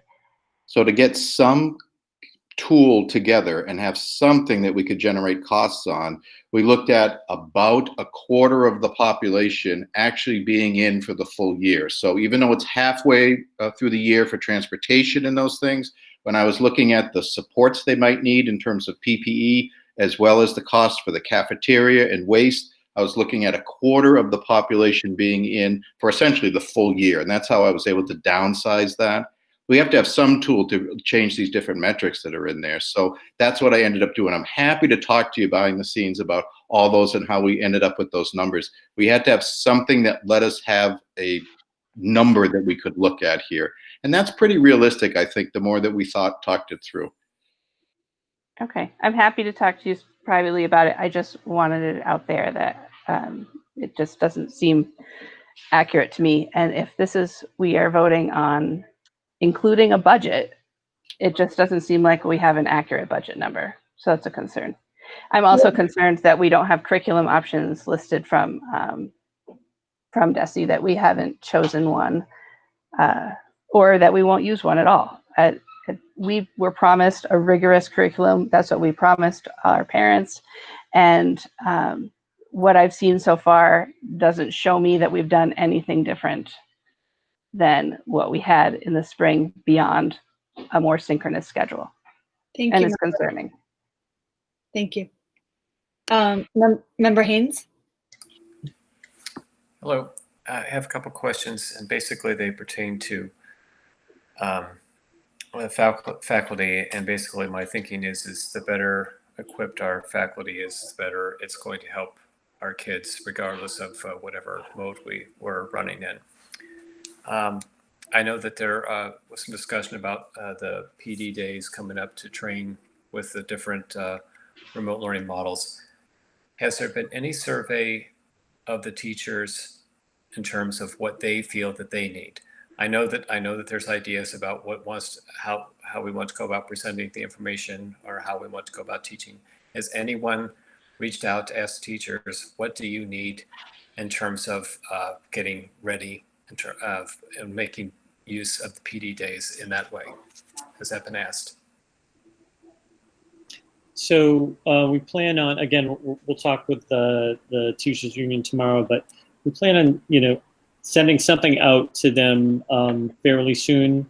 Again, originally we had, these 10 days were just, officially approved last week. So this wasn't some, we were kind of thinking, okay, how are we going to do this? We're going to have to bring people back in, for free, offer it, but it's going to have to be for free. And we weren't sure how much time that was going to be. This really provides us the opportunity to define it. Some of this stuff, Jeff, will be based upon the programs that we, as Bob mentioned, the programs that we are purchasing.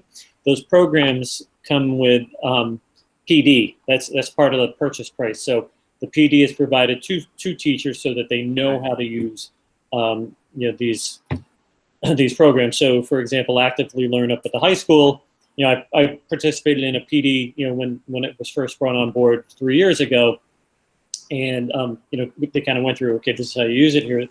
Here's accessibility options. Here's how you save this. Here's how you get to this. All of those were reviewed, but it was something that was set up for them. We'll have to see how much time we actually have, available, because there will still be other items that have to occur at the building level, but we'll be talking with them about that. Okay, thanks. Because I would imagine beyond the programs that you mentioned, I would guess that some of them probably have other questions in terms of how to go about this that maybe are not covered in those programs, and right, that would even serve. exactly, even the Google Suite program. I've been talking with Barry quite a bit about how we're going to develop not model lessons, excuse me, but online modeling, so that teachers will be able to watch videos and talk through something, or have some one-to-one tutelage through our IT department. So those are all items that we're kind of parsing out and setting up as well. Okay, thanks. And the last question, the same topic. I felt like I saw a unicorn this week in that it looked to me like it was actually good news. If I read this report correctly from the state, it looks like we are getting, in terms of Chapter 70 money, $2.6 million more than we did in FY20. Now, 2/3 of that is ESSR and COVID relief fund money, but a third of it, basically $900,000, is baseline increase in Chapter 70 from FY20. And the reason I mention all of that is just because, as Daryl said a moment ago, and I haven't been in the profession as long as you, but I'm going to agree with you that this is the most difficult year probably in the past 3 decades or more. And that tells me that one thing that will help as much as anything is having as many hands on deck as we possibly can, again, regardless of the mode that we use. So I'm wondering, with that extra 2.6 or whether it's the 900,000 baseline increase, will that enable us to bring back any of the dozen or so teachers that are still holding on to a pink slip? Can that help in any way? Is that a consideration at all at this point? Well, first, Dan, can you talk a little bit about the Chapter 70 money, please? So sure thing. So Jeff, the figures that were posted a week or so ago, those are through the end of October. The state, rather than go month to month, they opted to vote on a temporary budget through the end of October. So those, first of all, those aren't definitive figures, at least for the rest of the year. I mean, we may end up being there, but that's those aren't etched in stone, so to speak. Secondly, the Chapter 70 figures that were released, those figures are approximately $411,000 less than the governor's House 1 budget for FY21.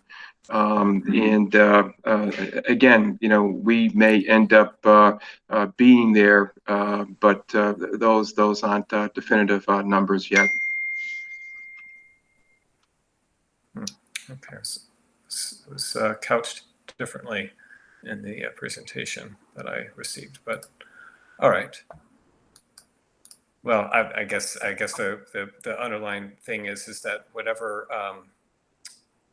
mode we go to, I see us in dire need of all the help we're going to be able to get. That's it. Thank you so much, Member Haynes. Member Ember? So first off, I'm hoping everybody and their families are well. And again, Daryl, I appreciate all of your and the administration and the support staff's work on this stuff. And really my question was almost identical to Krista's and Mike's. And I don't feel like I've gotten a sufficient answer in any sense. And I'm wondering, and I'm hoping actually management will push administration on this to come up with far more specific criteria. What does it look like in terms of what standards and what criteria are we going to be using to determine when and who comes back? And it sounds way too fuzzy at this point, and it makes me feel very uncomfortable. And yes, I'm sure I'm going to vote for this because that's where we are right now in terms of COVID and in terms of planning and expediency. But I think we need a much clearer plan to determine how will we decide and what is the process and what are the specifics of what it looks like when we start to invite children back. And I'm hoping we get those specifics within the next week or two. Even if we have to change them later on because, DESE or things change in the world, we ought to have a plan and then we can modify from there. So that's it for me. Thank you, Member Ember. I appreciate that. Member Kirschenbaum? Hi, and thank you. Thanks to the administration for putting together the presentation and the plans. I anticipated that that we would be hearing that remote is the recommendation that we're going with. It sounds to me like cost and safety are the two pieces of the puzzle that brought us to this place. And I know that this has been said before, but I will just reiterate again. I don't anticipate that we're going to get a magic bullet with money to solve our in-person problem. Like it sounds like there's $20.4 million needed to go into an in-person model, given the restrictions for social distancing and so forth. That money I can't anticipate is ever going to come this way to solve the social distancing problem. So the question again that Member Ember and Dennis are asking, I'm going to ask again, what metrics are we going to use to say, okay, we can start bringing people in? The money is never going to be there, but we have to have a plan to know what safety measures, what the safety number, I like numbers, is. When are our public health officials going to say in all the 5 towns, yes, it's safe, to start bringing people in. I like that you're going to prioritize the high need students. We should be looking back at last year's data to know who was engaged, who needed help, high needs students, as well as students who just couldn't navigate the online world last year. We have that information. We should be utilizing that information. So again, I'm just going to ask that question. When are we going to see metrics to know when we can start putting people back in to the building? My next question has to do with identifying staff members who, even with improving metrics for safety, may not be able to re-enter the building this year. And if that's the case, how are we going to ensure that students at some point during the year who can go back into the building don't have to change teachers because the teacher's still remote, but the student is going hybrid? And that, I think that would be something that we would want to consider as we start, and maybe this is just getting into the weeds too much with the building level, but looking at your staffing and seeing pairing kids who are going to be remote with teachers who are going to be remote throughout the year. Because it sounds to me like there's 8% of the community that we're planning on keeping their kids remote no matter what.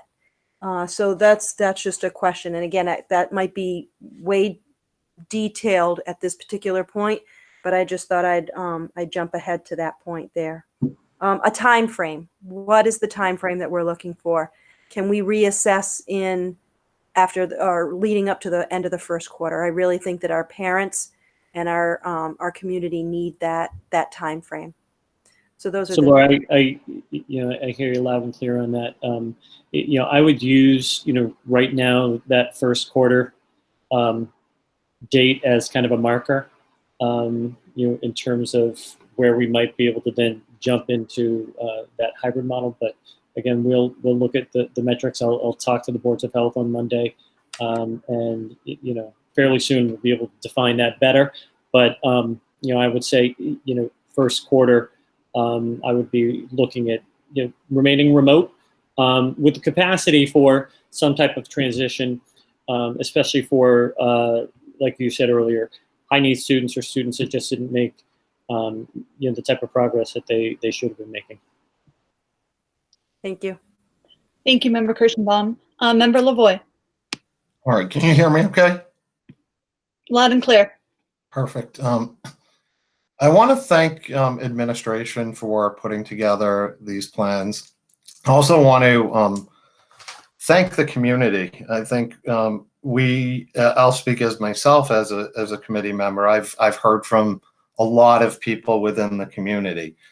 I do, based on what was commented on tonight, I definitely echo the sentiments expressed by Member Dennis, Member Ember, Member Kirschenbaum in terms of what that looks like in opening schools. And I just want to a couple of things that I've heard is I've heard that there are Board of Health health markers. And I'd kind of encourage administration to get that feedback of what is that health marker, where are we on a weekly basis, whatever that cadence is, so we can assess where that's trending. Are we actually at a place right now where we are in a no-go or go zone? I don't know the answer to that. So that concerns me about a vote tonight in terms of just having that.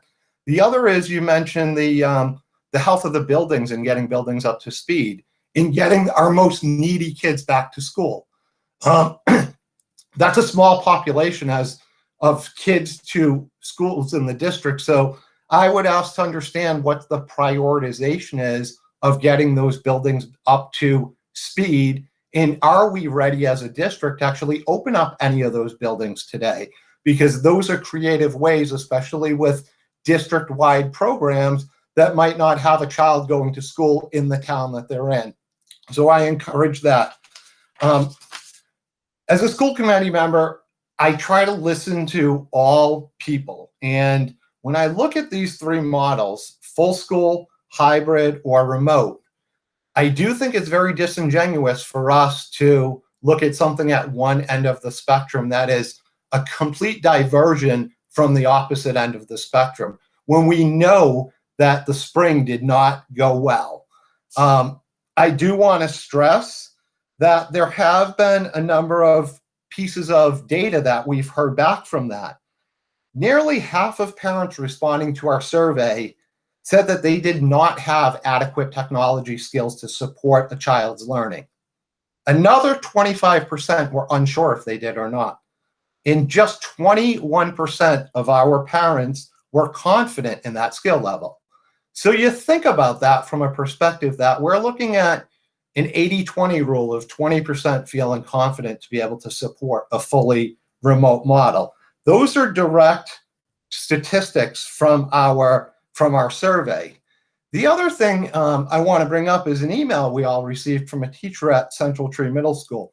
And the email states that the first that I'm concerned with is special education. I get 95% of kids on 504s and IEPs, as well as many of the at-risk and below grade level readers. They were the lowest participants in the spring, despite so many efforts and one-on-one opportunities. I'm concerned with helping them be successful for any part of remote learning. So I lastly want to just talk about those kids that either cannot access remote, don't have the support at home because parents need to work to sustain a household. And I want us to all think, just as school committee members, what our role is. We heard from the community weeks ago about inequality in the district. And I think back to a mentor of mine, Horace Mann, who's a founder of the way education's actually delivered in Massachusetts today. During the days of his time, as looking back at it, the quote is, education is the great equalizer. And I look at the time we're in now, and in a remote model, I ask myself, are we widening that gap with a remote model? Or by not offering hybrid, at least to that subset right off the bat, what are we doing for those learners? And my moral compass tells me I cannot support a full remote learning model tonight without knowing what the steps are to be able to support those learners. I have to think of all of the people in the district, and I think that that's how we should look at it. The other thing that I want to point out is the transportation stats that you shared with us. I want us all to think about the survey again. 17% of respondents said that they favored remote only. So when we polled people for transportation, we asked them if they would use a bus or not. The stats we were provided, I think the highest school was Central Tree at 66%. That 66% is assuming that 100% of the kids are actually attending. 17% that they said they'd go remote only. So 66% of 83% is only 54% of the students in the district, of those students that would need buses. So if you went to a cohort models of 2 days each, you're only supporting 27% of those students on the bus. Member LaVoy, I'm going to give the administration a chance to respond and then a chance to get to our next 10 members or so. Okay, I was just wrapping up. So I just want to point out in a hybrid model, you only have 27% of that population actually hitting the buses. I certainly will. That's the last point I wanted to make. I do have some questions related to how those transportation numbers were derived, if that's accurate, and just where the Board of Health markers are today. Thank you. Anything you'd like to respond to, Dr. McCall? Sure. So, Matt, those are great points. I can tell you when I met with the boards of health, or the 5 boards of health, a week ago, last Monday. Again, we had those discussions. The discussions that we talked about were, okay, we need to get back together to define those markers this coming Monday or soon thereafter. So that's part of it. Again, from the conversations that we had last Monday, 2 of the towns said they've had an uptick in the number of COVID cases. And I think at least one of them said there was, they're seeing a decline, and then the other 2 were fairly neutral with no new cases. So that's how that kind of played out. But that's where I'm hoping that we get some more information, and they also get more defined information from DPH on that.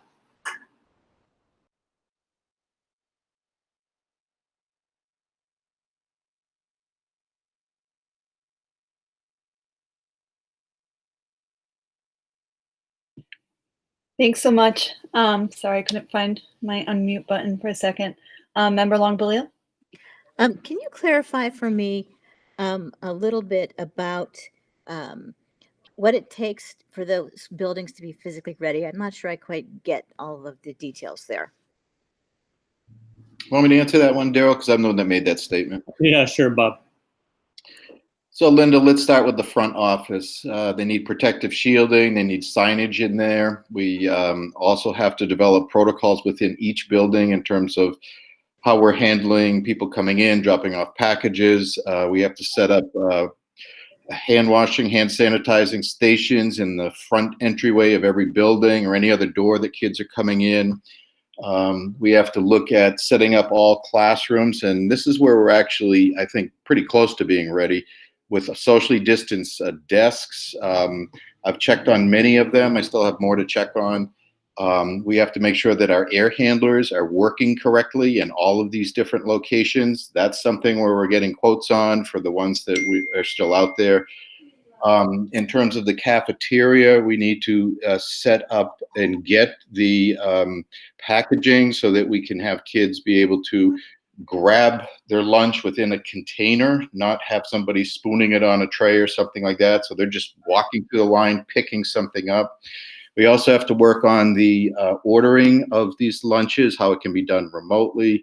In terms of the custodians, we're still bringing in the training that they need for the new products that we have in place, so they understand how to not only do normal cleaning, but do deep cleaning in case there's an event that happens where that needs to happen.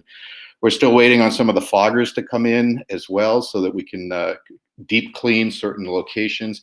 I mean, it's all that type of stuff. It just goes on and on and on. And I meet with the building principals, head custodians. We're trying to work through this. There's a lot to do. Now, the other thing to understand here at Wachusett, we're not a district that has a lot of people that can just sort of make this work. So many people are wearing multiple hats. And I think that's the other thing we're bumping into here. We're a lean and mean district. I mean, we get the job done with what we have and nobody complains, but we just get it done. And that's what we're bumping into. It's just physically takes a little bit longer than maybe in other districts that have a few more resources, people resources, not money resources necessarily. So that's what we're involved with. It's a lot to get in play before the beginning of, we can get kids in here safely. And some of that is as simple as setting up markers in lines in the cafeteria or markers in the bathrooms. We still have to get dividers up in bathrooms so that kids can use the bathrooms of more than one or two kids at a time. It's all those types of things. Getting additional hand towel dispensers, soap dispensers in the bathroom. I mean, this is all what we're looking at here. So it is pretty involved. And that's what I meant when I sort of summarized to say it's going to be a real challenge. And I personally do not believe we could be physically ready to have kids come in that first day. Okay. And if we had more money, let's say if the federal government were to provide some aid to states, and as a result, some of that money went to the schools. If we were able to get more busing and even some temporary classrooms, would that make it feasible to go hybrid? I mean, money would assist definitely, but as Bob just mentioned, it's also a timing and training and organizing. Again, we're lean administratively, so what we're doing is we all are wearing many hats, but at the same time, we want to ensure that whatever we do in terms of opening schools, whenever it does happen, it's done so that all staff are adequately prepared. So yes, if more funding does come through, and again, I'm knocking on wood, but my assumption is there will be some funding that is made available through some federal stimulus package. So I'm just not sure when that will happen. And even if it did happen within the next few weeks, how that kind of plays out in terms of then being dispensed to the states and then ultimately to local communities and school districts, I think probably would, be another several weeks. Right. Okay, then two more quick questions about budget issues. Have we made any allowance for families that of children with special needs who decide that their kids are really going to need to go to, one of the out-of-district schools, out-of-district placements, since the district's ability to meet their needs is going to be at least somewhat compromised during this time? Have we thought about that? And have we also thought about what we're going to do with our employees who work, our janitors and our cafeteria people and the people who work directly in the schools?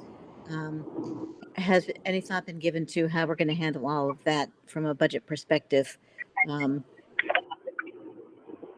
So in terms of out of district placements, we always have some type of contingency set aside annually for that particular issue. Again, I think that's something that we'll have to see how that plays out. We can't predict. In reference to staffing, and I think you're alluding to maybe laying people off. Or furloughing people. Or maybe. furloughing, yep. Mm-hmm. So again, what we have to do, we're going to be looking at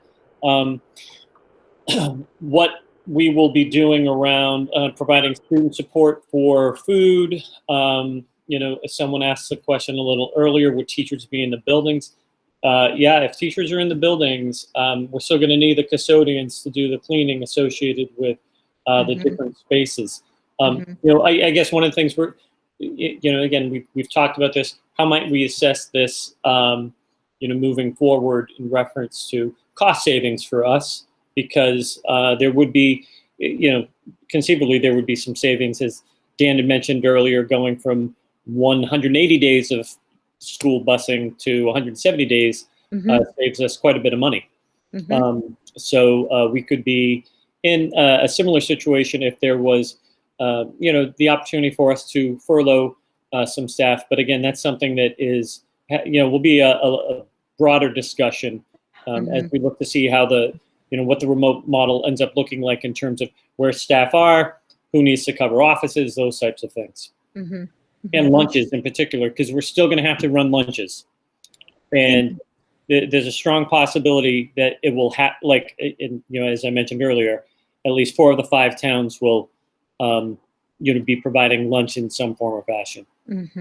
Right.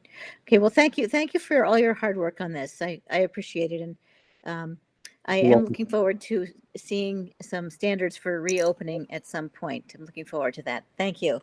Yes.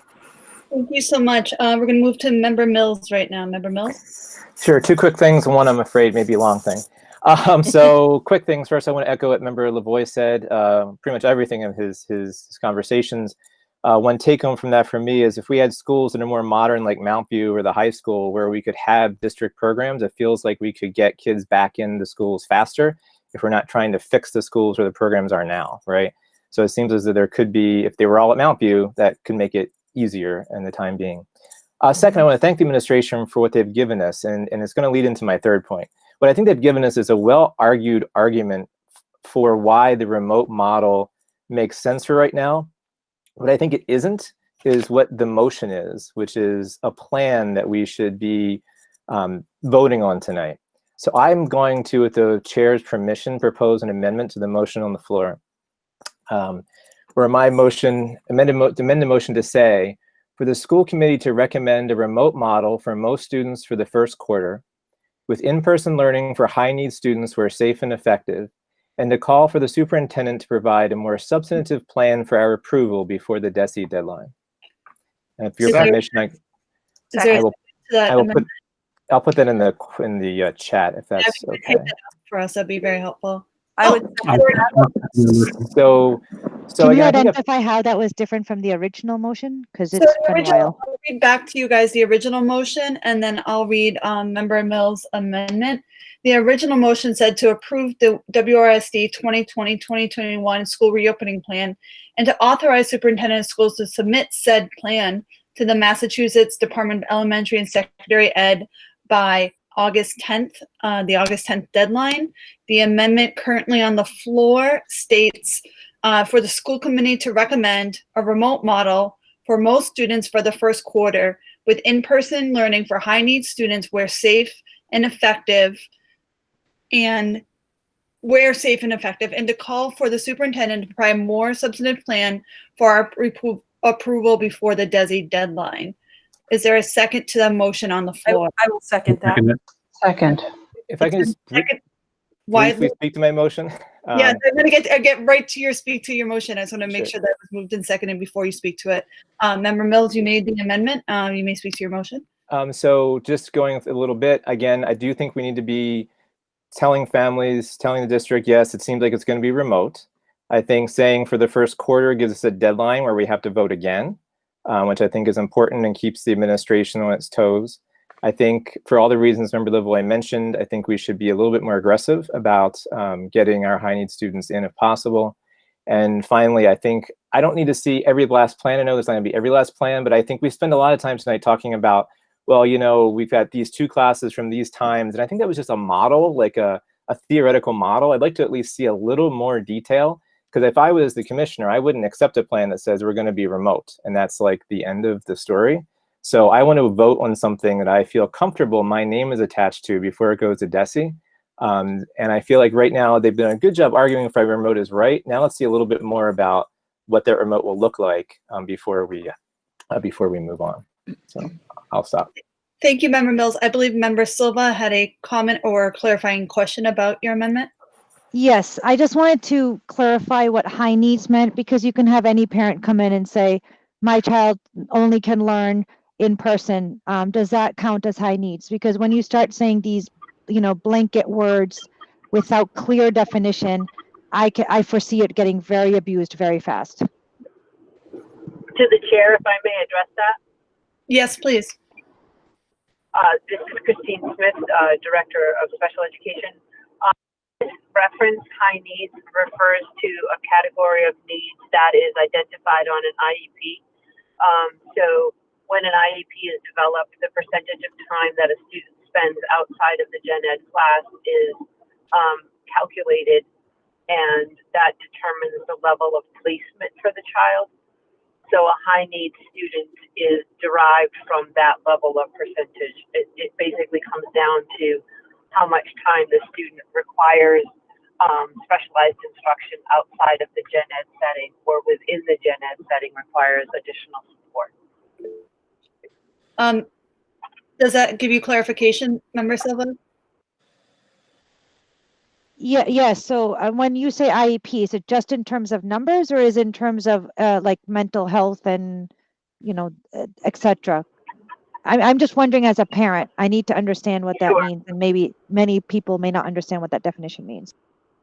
Sure. So students that I'm referring to are students that have already been identified having special education needs and have been through an evaluation process with a team of educators and parents to determine that the student requires specially designed instruction. So most likely a student who needs counseling services would be considered a low need student, although that need may be extreme and they could require that throughout multiple times throughout the day, and that would increase their level of need. Thank you. We have a number of members with their hand raised in the chat. I'd like to remind members that currently the discussion is about the amendment on the floor, not about the proposal in general. So we're going to go to Member Ember first. So I was wondering, oops, sorry. Okay, I was wondering when the DESE guideline is, and my hope is also as part of that motion that there be a clear chart of who's responsible for what and when in terms of opening the buildings. But when is that DESE guideline? That we're voting on, Bob, is that? Well, the motion says that that before it's a guideline. So I'm wondering what that deadline is, Monday. the date. Okay, good to know. So and so is that feasible? Dr. McCall, I guess that question for you. So, again, I appreciate Ken's, requests for, updating that. When we're thinking about, a plan, I think one of the things that we will do, we do have a plan that's in process with more of the details that people have been talking about today. It's just not literally ready for prime time. Bob and I had a long discussion about that at 5 o'clock this afternoon. So, what we could do, again, there's a school committee meeting on Monday night. We would work on pulling this together so that you have the opportunity to take a look at it Monday. The submission is August 10th. The commissioner did say that, we could, I could reach out to him and ask for an extension. Again, I guess my question, it wouldn't even be a question.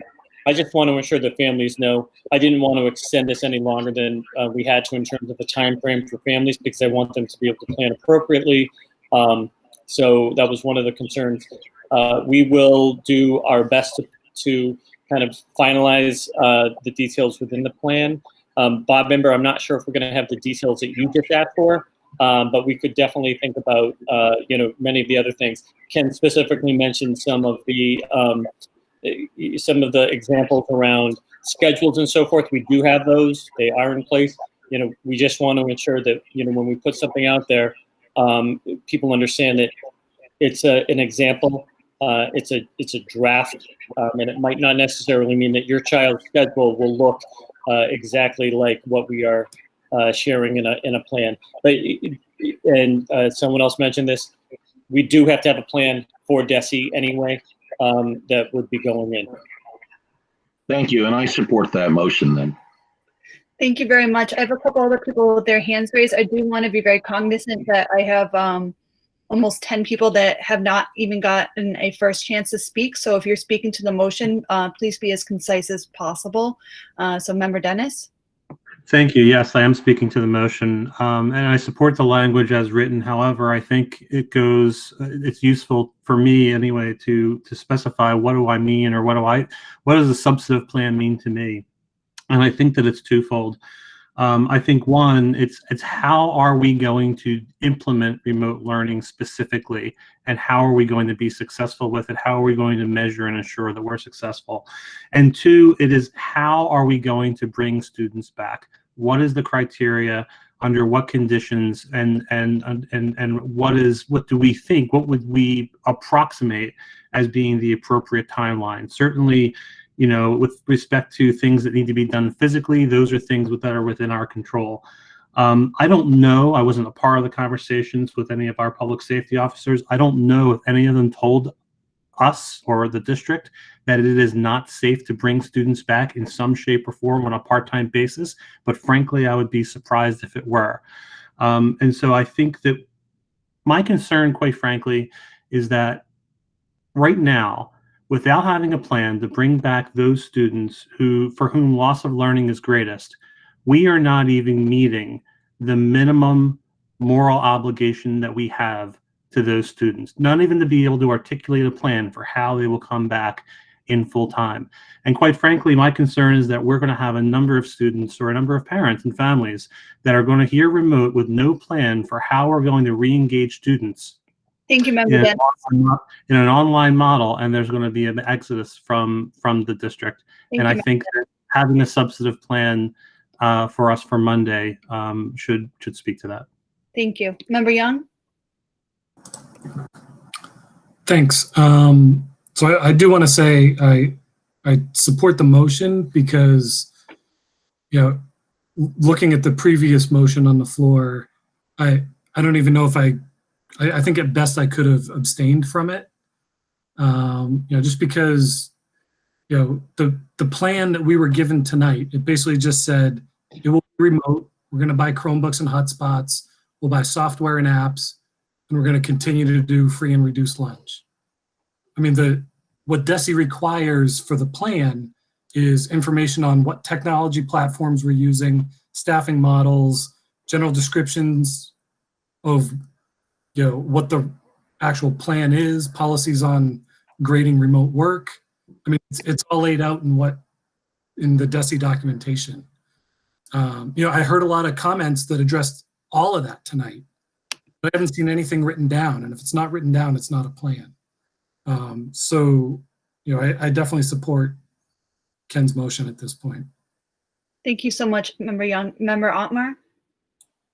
So I just want to say, I mean, I certainly appreciate the amendment put forward by Member Mills. Although in looking at, I mean, if we're talking about the plan, I mean, in looking at the like the information in the executive summary and all the attachments, it doesn't seem like the motion is necessarily, or the motion is necessary in that the information there states that remote with bringing in students as soon as we can, which is the amendment's a little more detailed, but my personal opinion is I don't necessarily think this motion or this amendment to the motion is necessary. The motion as originally written still, I think, conveys the idea of what we're going to be doing as a district, as well as we still have, as a committee, we still have options to get the information that we're wanting from administration. Thank you, Member Otmar. Is there any other discussion on the amendment on the floor?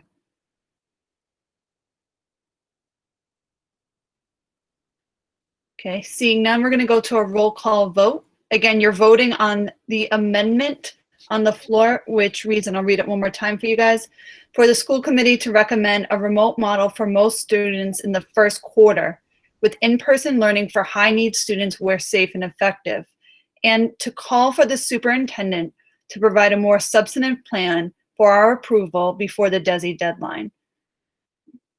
So we're going to start from the top. Member Amos. Amos, yes. Member Ayala. Ayala, yes. Member Bennett. Bennett, yes. Member Brown. Brown, yes. Member Dennis. Dennis, yes. Member Gustafson. Gustafson, yes. Member Haber. Haber, yes. Member Haynes. Yes. Member Ember. Member, yes.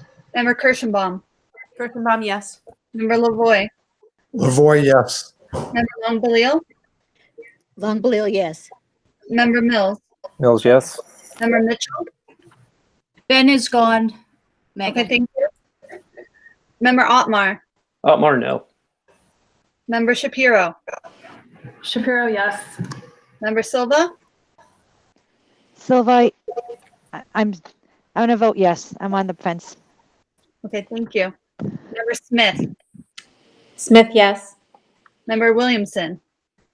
No.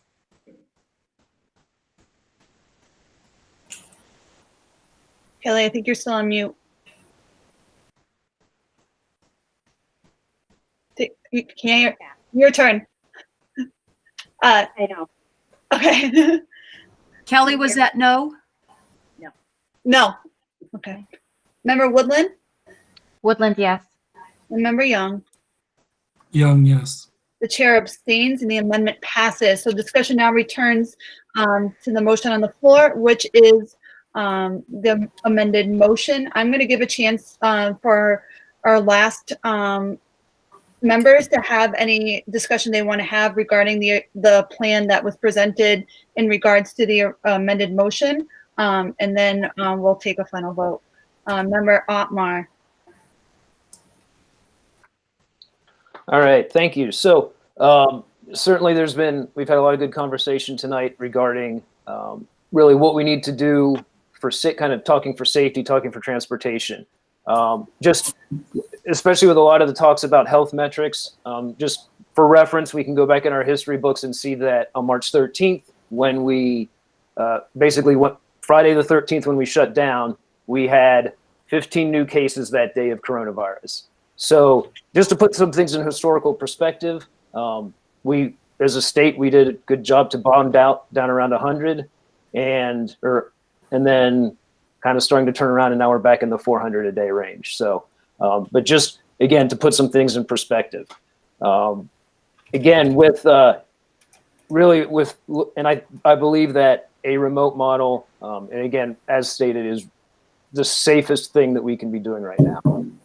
With that, it's also the model that really we need to have to put the most effort and our most planning into this idea of synchronous remote learning, not the asynchronous that we had in the spring, synchronous remote learning.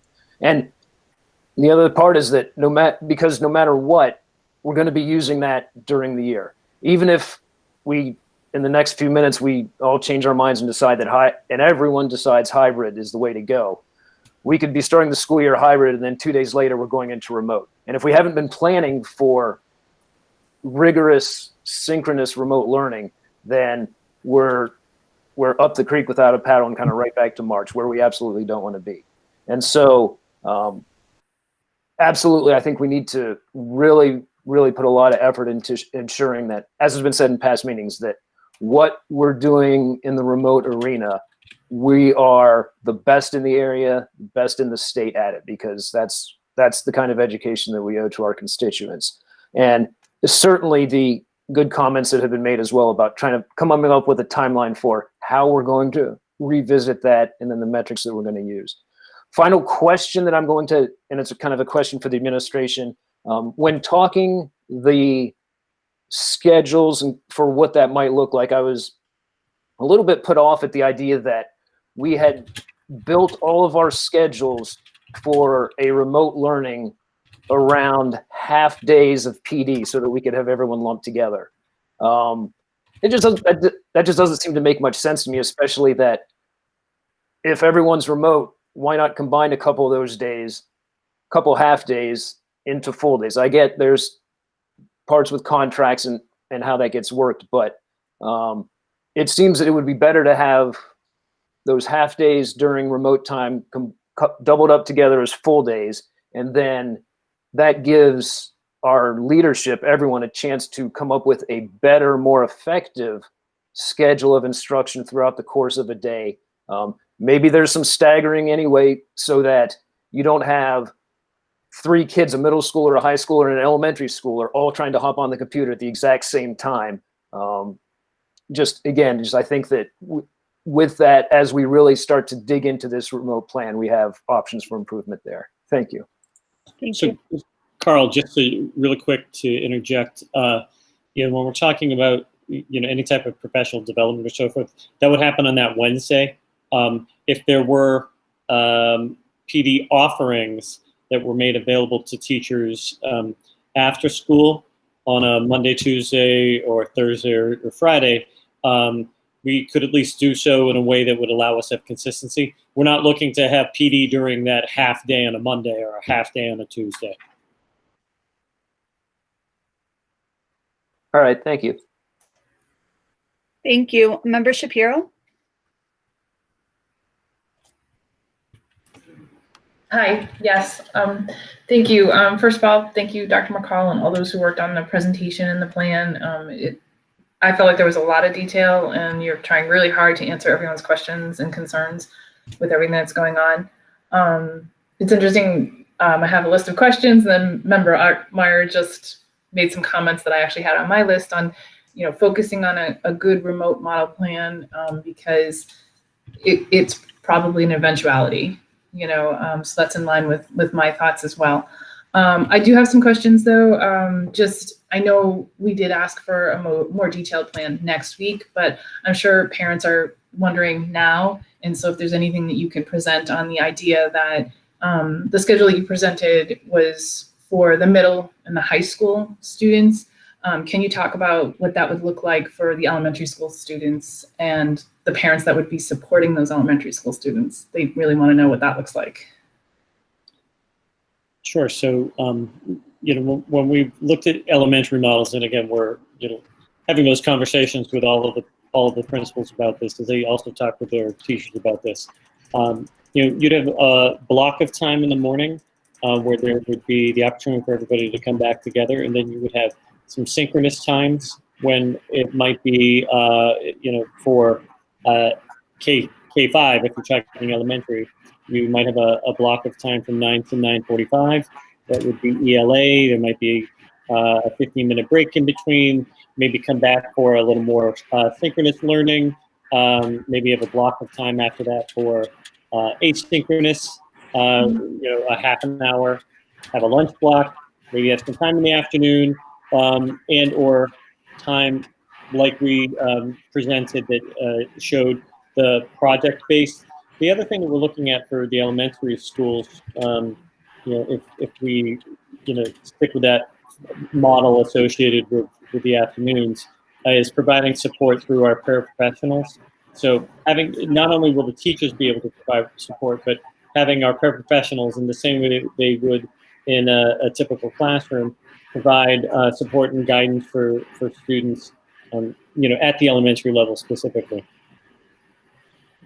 Okay, so about around the same, but not so specific as period or class for the elementary.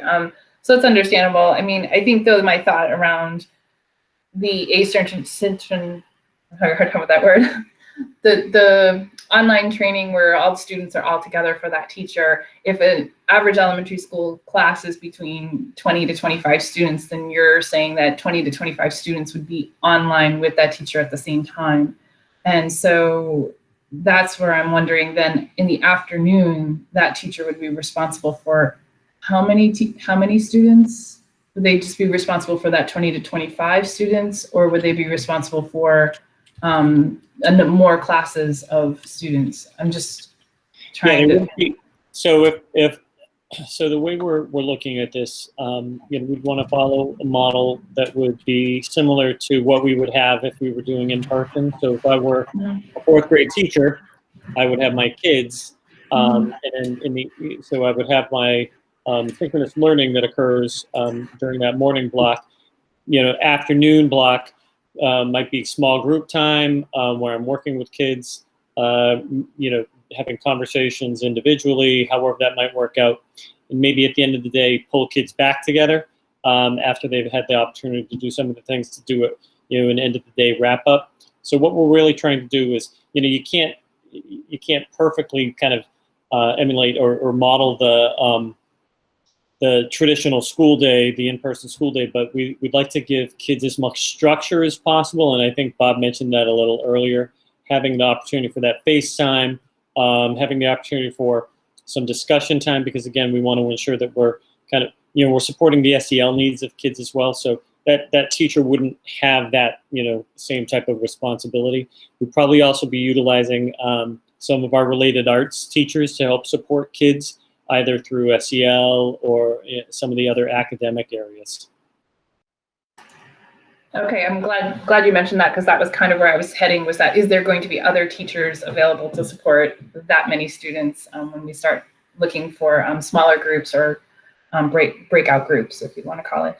And then just to, the idea is that member Kirschenbaum asked for a time frame of when we were going to reassess. But I would just ask for you to consider that there's given a reasonable amount of time for parents and students to transition. So don't make the announcement and say, okay, next week we're starting, hybrid.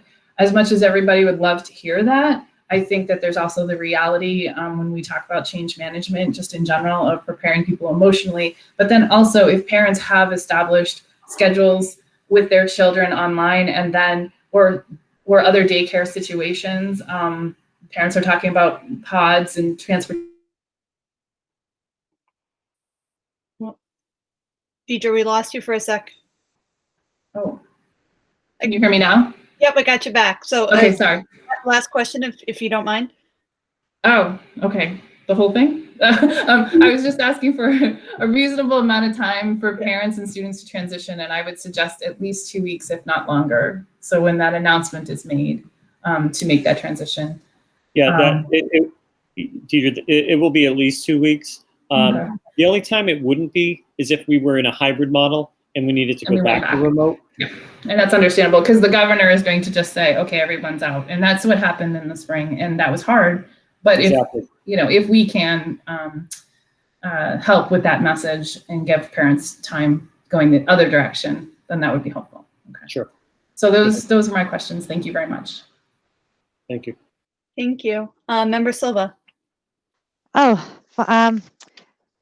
So I don't think I'm going to be too long, because a lot of the questions have been asked, but I do apologize if I'm going to ask something that you might have already answered, because I did get interrupted a little bit. My daughter's getting discharged, so I was talking to some doctors. But I know we talked about how the DAISY guidelines are going to determine when we transition to the hybrid model, but do we have an idea of what those guidelines are going to be based on? Is it based on numbers? Is it based on, how far vaccine is out? Like, I just want to get an idea of what those metrics will be, so that, if we say, I have an idea that DESE is going to use guidelines of numbers of COVID-19, so we don't have to wait for your announcement. We can kind of assess, okay, you know what, we're looking like we're going to maybe transition in 2 weeks or maybe in 3 weeks, so that all parents can kind of mentally get ready without having to wait for that kind of like announcement that we just heard about, like all of a sudden overnight, we're all told within a week that we're going to transition over. That's my first question. The second question I have is, I really 100% agree that we need to start out with remote and that we are transitioning to hybrid. But at the same time, when we talk about asynchronous and asynchronous, do parents have to choose one model over another, or is it something like you can choose what works? Because for some kids, maybe they'll choose only 1 or 2 classes they want synchronous versus they want the others remote.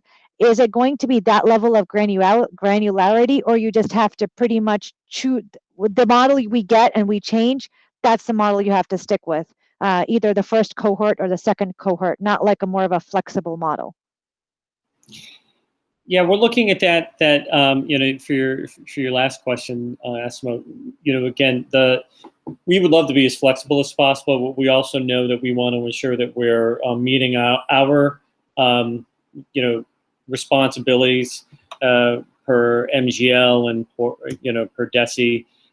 around time on learning and so forth. So that does come into play. The synchronous asynchronous piece, somebody did it, I think, ask that a little earlier.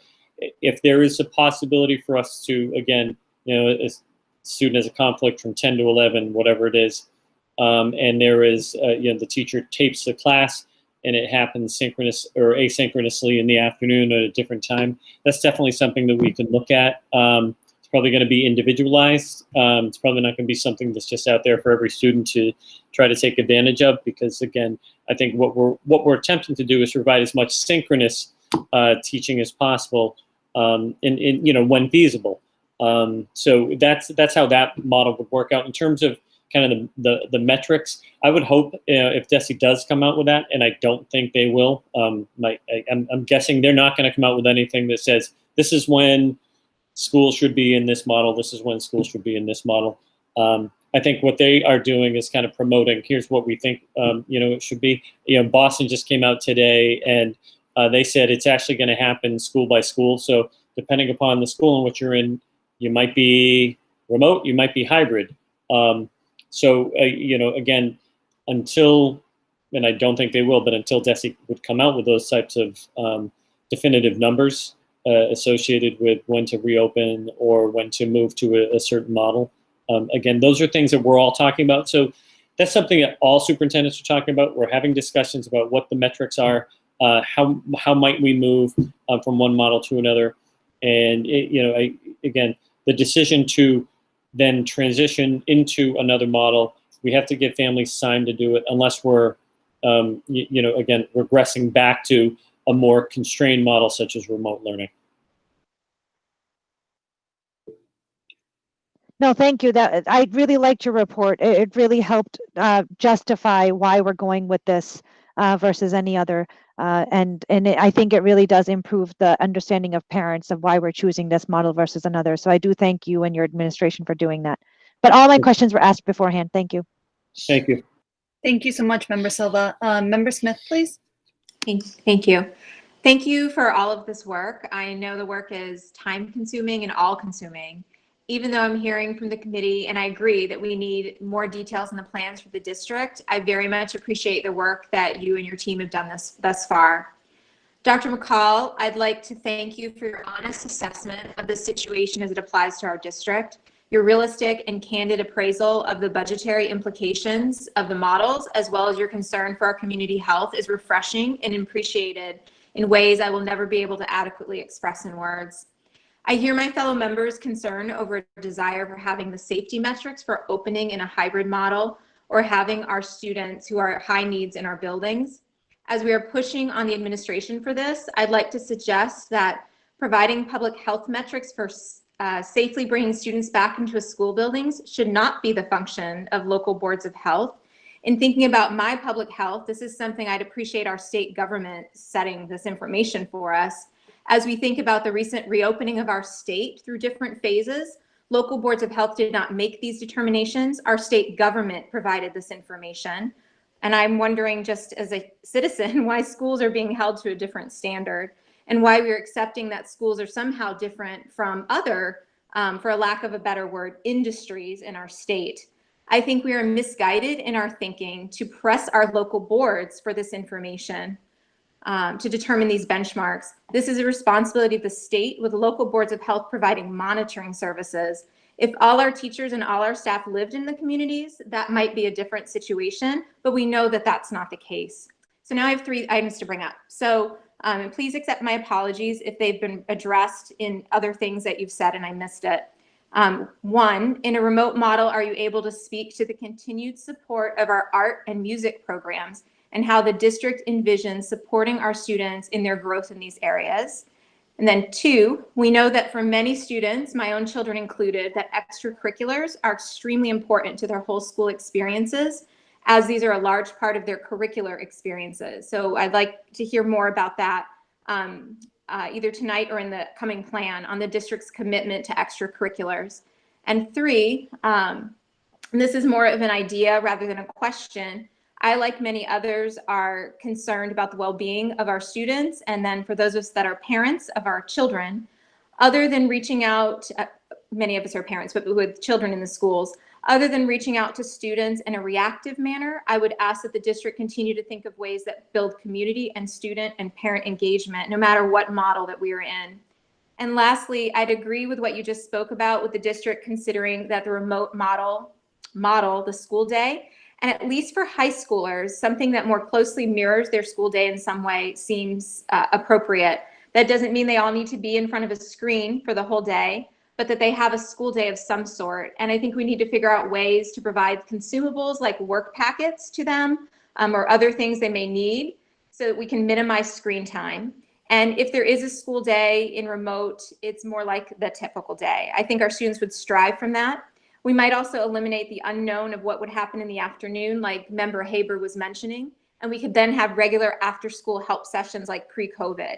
And if our teens are going to be home, I think that regular engagement in something mirroring the school day will really help with their academic progress and mental well-being. And thank you.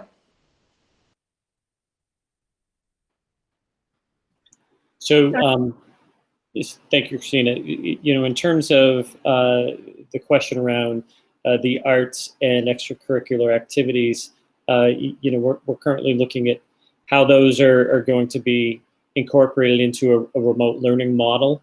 Again, I'm sure that Mary Shepard has been thinking about this quite a bit. She's WREA president, but also the art teacher at NAQUAG.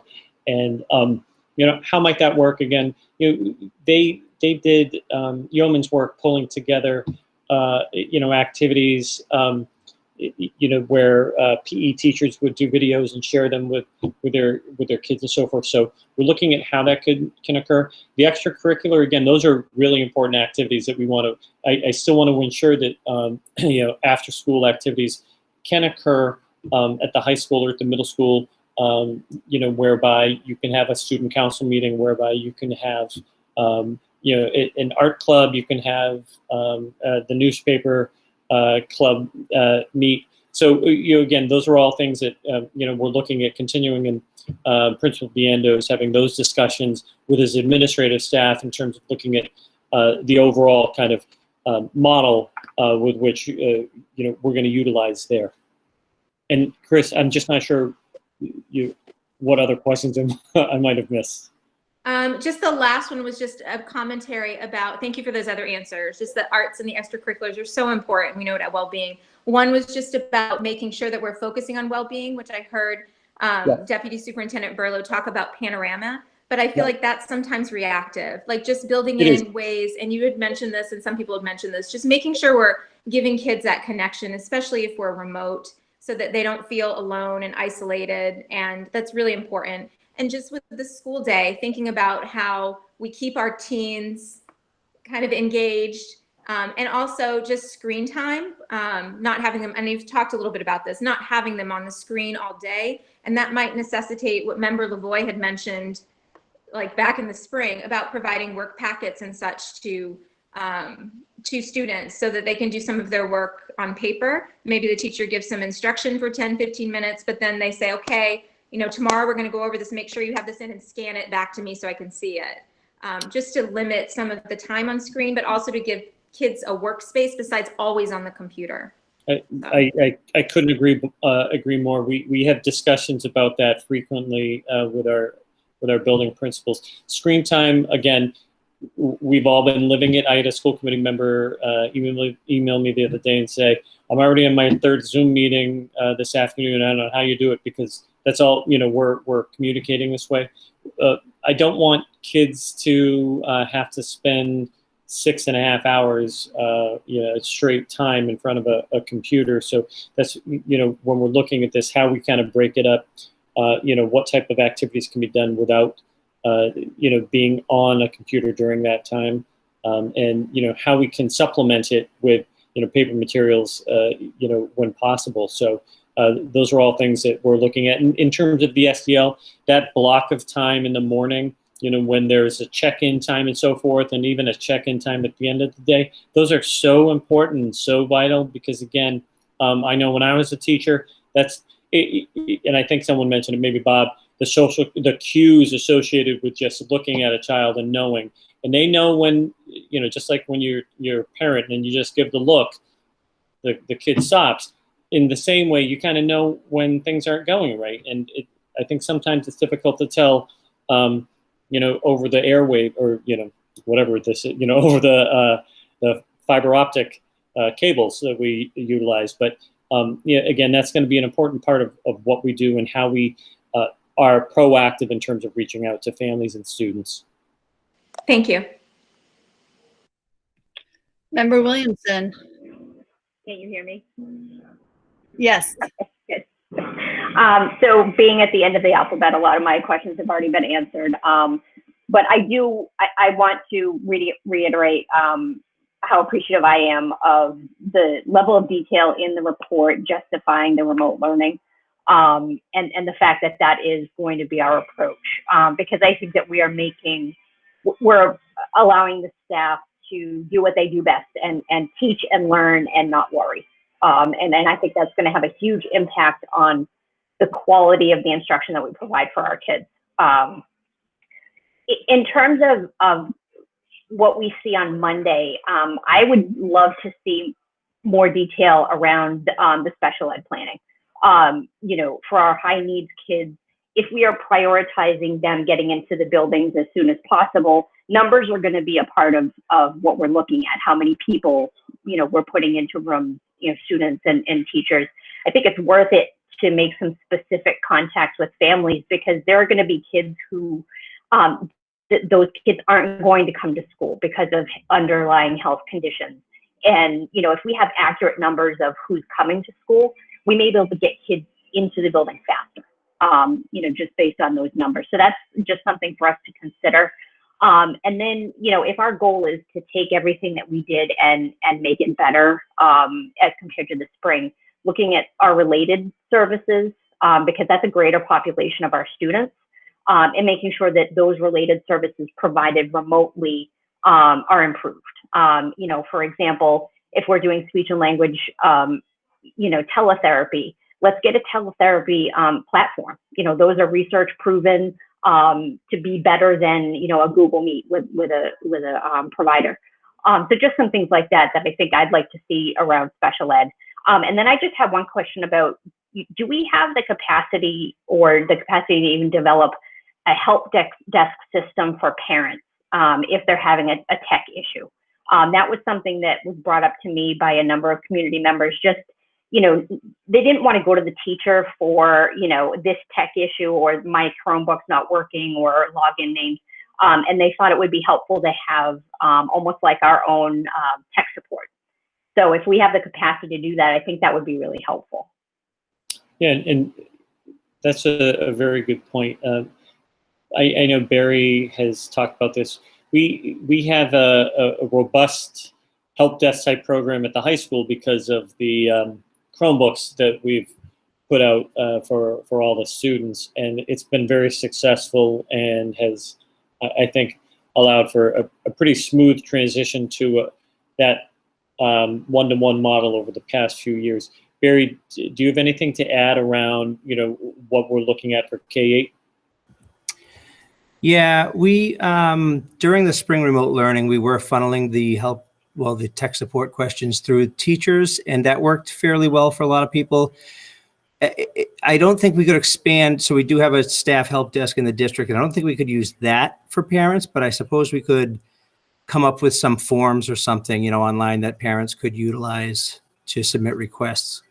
And we're also planning, we did with some help of some teachers at the high school, we assembled some support resources that we have linked on our website, and we plan to expand that and kind of have a place where parents can go to find help for themselves. But then we could also have a link where they could submit a question or something like that. Thank you. Thank you. Thank you, Kelly. Member Woodland. Hi. So a lot of my questions were answered, and then other ones popped up. So I'm hoping I can kind of organize my thoughts to be very directed. I really appreciate the reports coming out today on how the thought process was going between the different possible ways of opening school.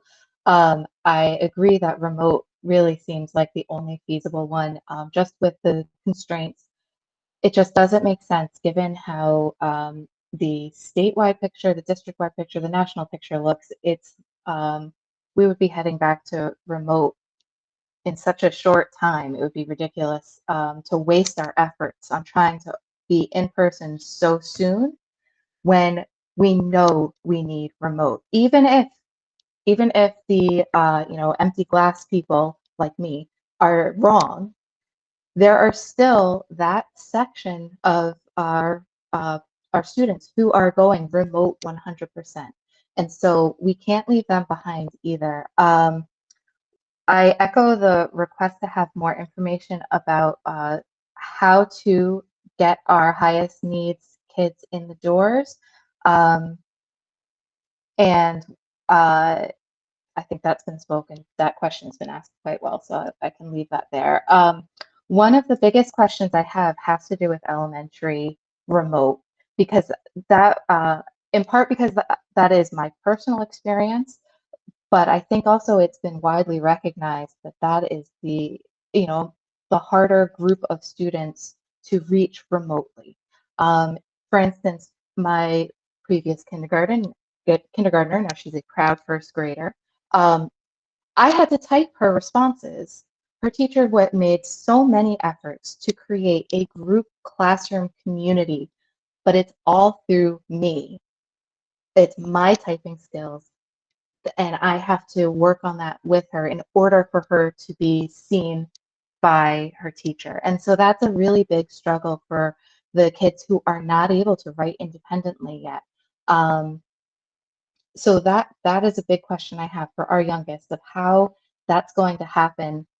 Classroom engagement is going to happen without that parent mediator aspect of it, because there's also things too of where I'm a parent, I know, oh wait, that's wrong, let's fix that, and then the teacher isn't getting an accurate picture of what their student is truly doing. Then the other part too is, along with that screen time question, especially, we've went through a whole bunch of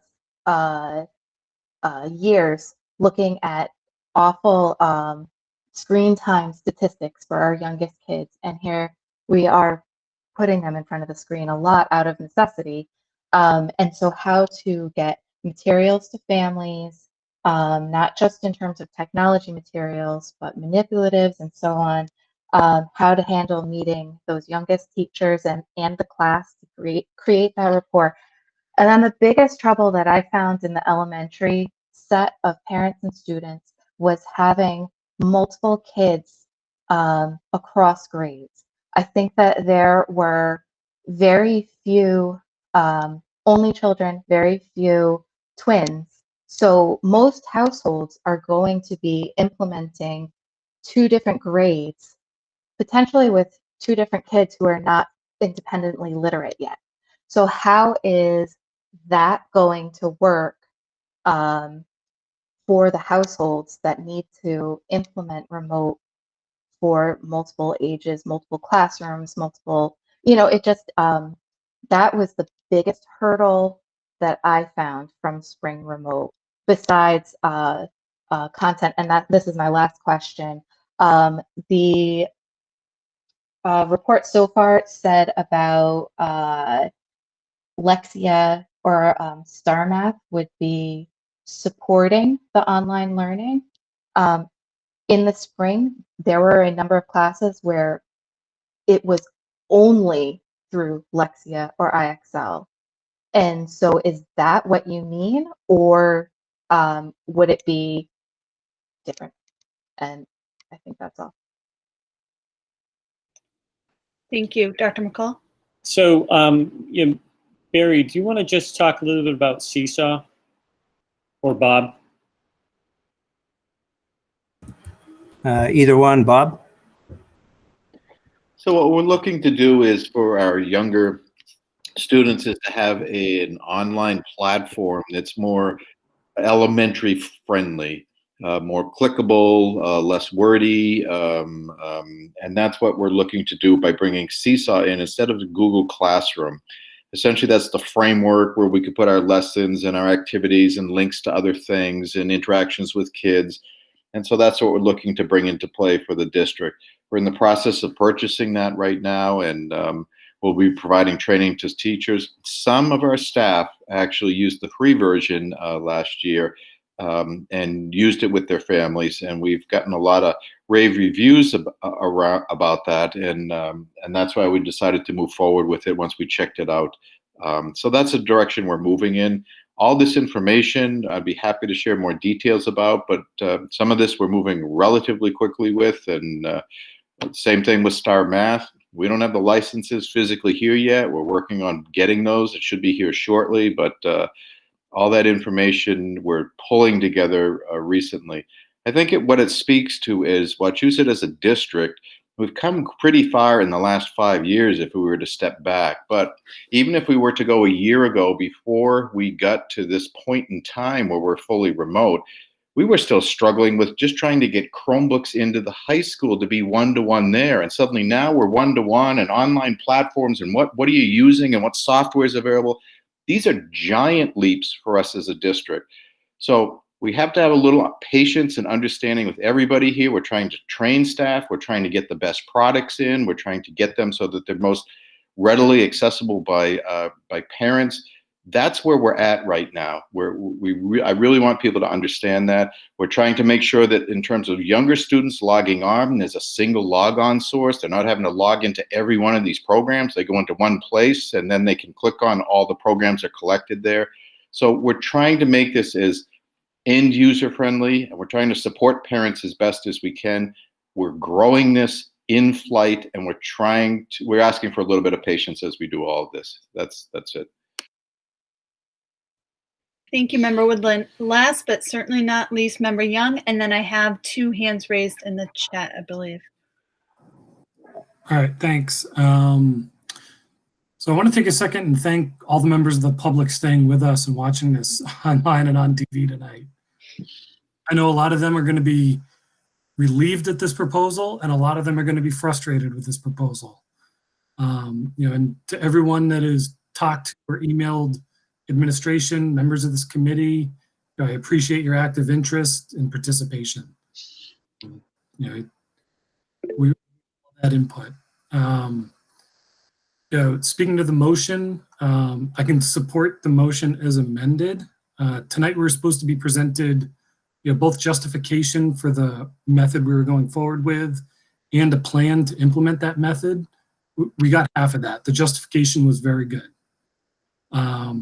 During discussions, Deputy Superintendent Burlow outlined a lot of really good aspects of the plan, but I can't vote on a plan that is only in comments in the meeting. Like, if it's a plan, I need to see it in writing and laid out.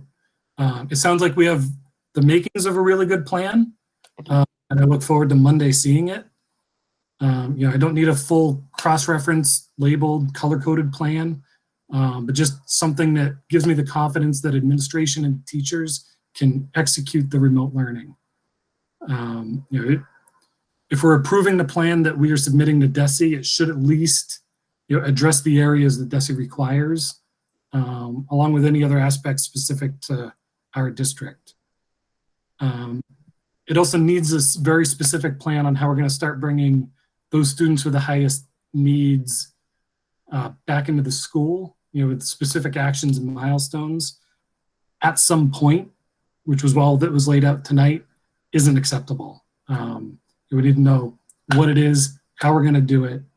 I know we discussed some of it in facilities and security, relating to changing cubby walls from fabric to hard surfaces, things like that. But I mean, we need to at least see some of the details, maybe not the absolute detail, but something that shows us it's progressing. So the only question I have that hasn't been addressed, it's actually probably for Barry Sklar. It's related to teachers streaming their classes online. What percentage of teachers can simultaneously stream their lessons using our network infrastructure?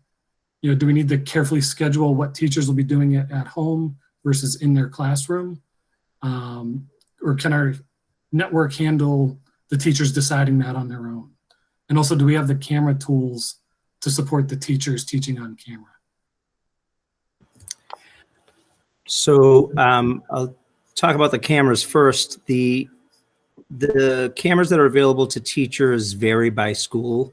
In some schools, they'll at this point only have the built-in camera on their Chromebook. Other schools have more document cameras. Mount View has document cameras because they came with the new building. So there may be some gaps to close there, depending on how the teachers plan to conduct their remote lessons. As far as the bandwidth, I don't have any concerns about it. We have stayed out ahead of the bandwidth requirements. We upgrade every year, and all of our schools that were on the lowest end of the bandwidth last year are being doubled this year over the summer here. So our upstream bandwidth is really good, and the streaming requirements for like this kind of thing are not really bandwidth intensive. So yeah, I don't anticipate any problems with that. Okay, thank you. Thank you, Member Young. I have a point of order from Member Lavoie. I'd like to bring that up first, please. I'd like to make a motion to extend this meeting to 10:30. Is there a second? Second. Second. It's been moved and seconded. Is there any Point of order, Chairman Weeks. Yes. So this may be clarifying, but I believe under Robert's rules, we can only have one active motion at a time. And so I think we may have to table the current motion in order to then take up the motion to extend. As chair, you can rule me out of order if you want. Actually, because the motion has already been amended, that is the motion we're speaking about on the floor. So we only have the one motion, the original motion today. And a point of order with the extension of the meeting does take precedence, but thank you. All right, discussion on extending. I write my student reps who we haven't heard from yet, and I'd really like to give them a chance to speak. And there were 2 hands. I would like to get to those people as well. So hopefully we won't go all the way to 10:30, but we need to vote. Okay. Member Amos? Amos, yes. Member Ayala? Ayala, yes. Member Bennett? Bennett, yes. Member Brown? Brown, yes. Member Dennis? Dennis, yes. Member Gustafson? Gustafson, yes. Member Haber? Haber, yes. Member Haynes? Yes. Member Imber? Member, yes. Member Kirschenbaum? Kirschenbaum, yes. Member Lavoie? Lavoie, yes. Member Longbeliel? Longbeliel, yes. Member Mills? Mills, yes. Member Otmar? Otmar abstain. Member Shapiro? Shapiro, yes. Member Silva? Silva, yes. Member Smith? Smith, yes. Member Williamson? Williamson, yes. Member Woodland? Woodland, yes. Member Young? Young, yes. All right, the motion passes. The chair abstains, and the Member Mitchell, you're back. Do you have a vote on extended to 10:30? Yes, approve. Thank you very much. All right, at this point, all members have had their first chance to speak. Our 2 student reps are with us tonight. This is a special meeting. They don't have a specific report, but I would like to give you guys both the same 2 minutes that other members get.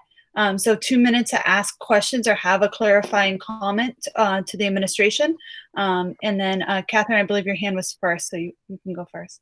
Perfect. Thank you so much. I have like 6, 7 questions here, so I'm sorry in advance. I do want to thank the administration. You've been so patient with me, and I thank you all so much. I've asked a ton of questions, so I'm so thankful for all of you. My first question is, a ton of students have asked me about a first meet the teacher day. I don't know what your plans are for that, how that's going to work, if you're going to do some sort of first day where students can actually go in person and say something to the teachers. Do you want to answer them in order, or do you want me to just say them all at once? Yeah, so I forget. Yeah, Catherine, I'm not sure what your question is. So they wanted to have a first day where they go in and meet the teacher. Maybe it's not actually on the first day of school, but they get the option to go in and in person meet the teacher, in the school building or someplace. No. It wouldn't be an Alright. option if we're going full remote. Okay, perfect. Is What I- there a plan to survey? If Sorry. I can add to that, what we are talking about is the way for, not just at the high school, but at all schools, for the teachers to connect remotely with the students one at a time and sort of try to do that. In the high school, it might be smaller groups of students, et cetera, but we are looking at doing that. We have the 10 days before school starts, and all of that time doesn't need to be used for training. So some of it could be just what you're mentioning. Yeah, Okay, thanks, Bob. perfect. A second, do we have a plan to re-survey the students about what the students need so we can give that information to teachers to help teachers figure out what students might be looking for in remote learning, or to help you guys figure out a better way for curriculum or different asynchronous or synchronous platforms? Yeah, we can definitely look at that. We just rolled over Power School, so I think all the 8th graders are now 9th graders, and we've kicked all the 12th graders out from last year. So that could definitely be a possibility pretty soon. Okay, my next one, what's the absence policy going to be for students, and how is that going to work for students if, I know it's like 2 days at the high school, different things that happen with that, how's that going to work, and what's the punishment going to be? How can we punish kids for that? Like, just don't understand. The punishment is that you cut off the Wi-Fi. Oh. No, I don't know. Yeah, no, I was joking. But I think one of the things that we have to look at is just, the state's requiring that students attend remote learning if it's occurring. So we're going to have to, ensure that we're making sure kids are online when they're supposed to be online. A couple people have asked about the asynchronous part. If that can't work, we would definitely have to look at that on an individual case-by-case basis, but we still have to take attendance. I'm not sure how that's going to play out in terms of, I know what you're saying about missing the blocks of time and so forth. So I know that's something we're having discussions with the high school about, because typically that's the place where it has the most meaning. And Daryl, if I could add to that, Catherine, for the schools, all the schools, as Daryl said, attendance is required. There are options for if I missed the class because maybe the Wi-Fi was down or I couldn't get on at that time. We've worked up language around contacting the teacher at that point and explaining what went on, and then the attendance for that period in the high school or for the day in the other schools could be changed. Ultimately, though, what'll be in place is the same attendance policies that we have for when everyone's in face-to-face. So if you miss a certain number and it's already in the student handbook, that's going to be in play when we get here as well. And that's, the state was very clear about that stuff. But we have to allow a little bit more leeway with someone that maybe missed the class exactly at 10:30, because I had something else that happened, the Wi-Fi was down or whatever. So.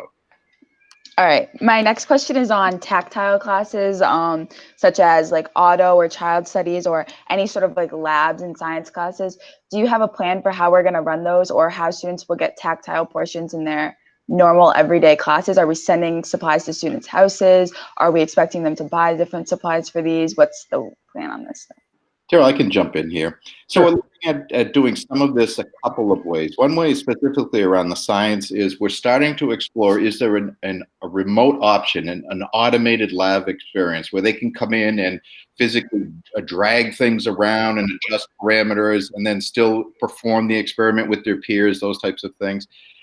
In other cases, as we said earlier, especially for younger kids, it could be that we're pulling a packet together or sending something home or it gets picked up, those types of things. So we're open to a whole bunch of different ideas here. I'm not saying we have all the answers now, but we certainly are talking about it.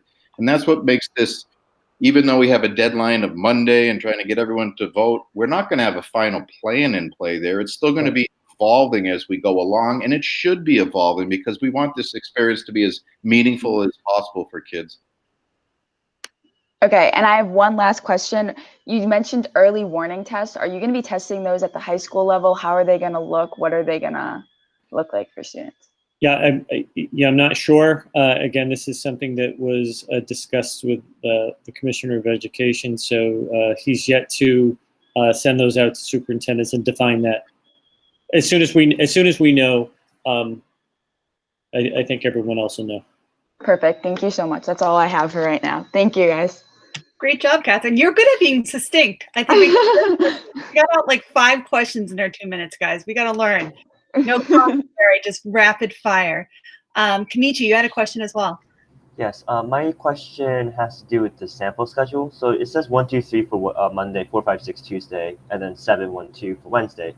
So are we going to be learning about 2 to 3 days worth of work in 1 hour, or is it going to be spread out? Because we don't have as much time to learn as we would in school. Daryl, I can certainly speak to that.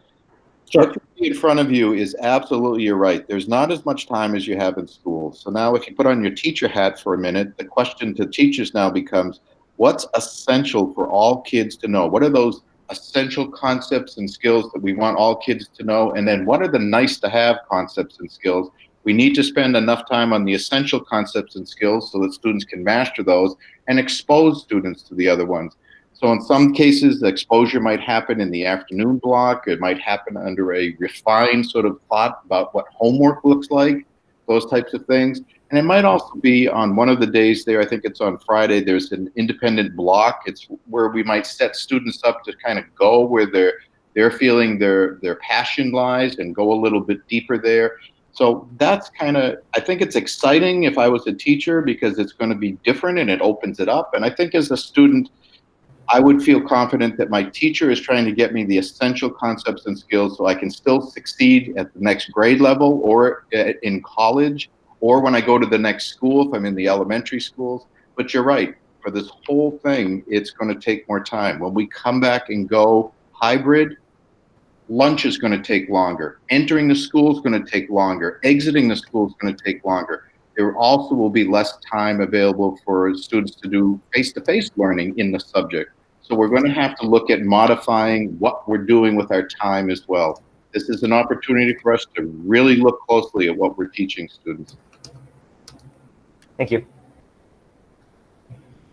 Thank you so much. I'm going to take a moment and circle back to some hands that were raised earlier in the chat. I believe Member Kirschenbaum, you were first. Thank you. And actually, Kimchi did a great job teeing this up for me. So thank you for that. I think that really when we look at the details of the plan and speak to our constituents, I think that it would behoove us to make sure that we clearly are able to articulate how time on learning for students, what it's going to look like, and also time and responsibilities and expectations for teachers. I think that there is an equivalent. If I look at 2 days of learning in a hybrid model, kids going to school, that's 40% of their days in school. And in a remote model, if they're using the schedule that you put out earlier, they would be seeing their teacher for 2 classes out of the week. So that's still 2 days out of the week that they're interacting synchronously, either in a hybrid model or remote model, in the same capacity. I think that that's an important piece that we need to drive home to families. And Bob, you said it perfectly, that when they go into a hybrid model, it's going to take more time for lunch. It's going to take more time for transitions. And I think that it behooves us to clearly articulate that in this next phase of our planning. But I think helping parents and teachers understand what the requirements are and what the time expectations are, because it's not a half-time gig for teachers doing a remote learning, but it might be perceived by some of our constituents that it is a shortened time with the students and therefore shortened expectations. And it's really a misconception that I think we need to make sure that we clearly articulate. Thank you.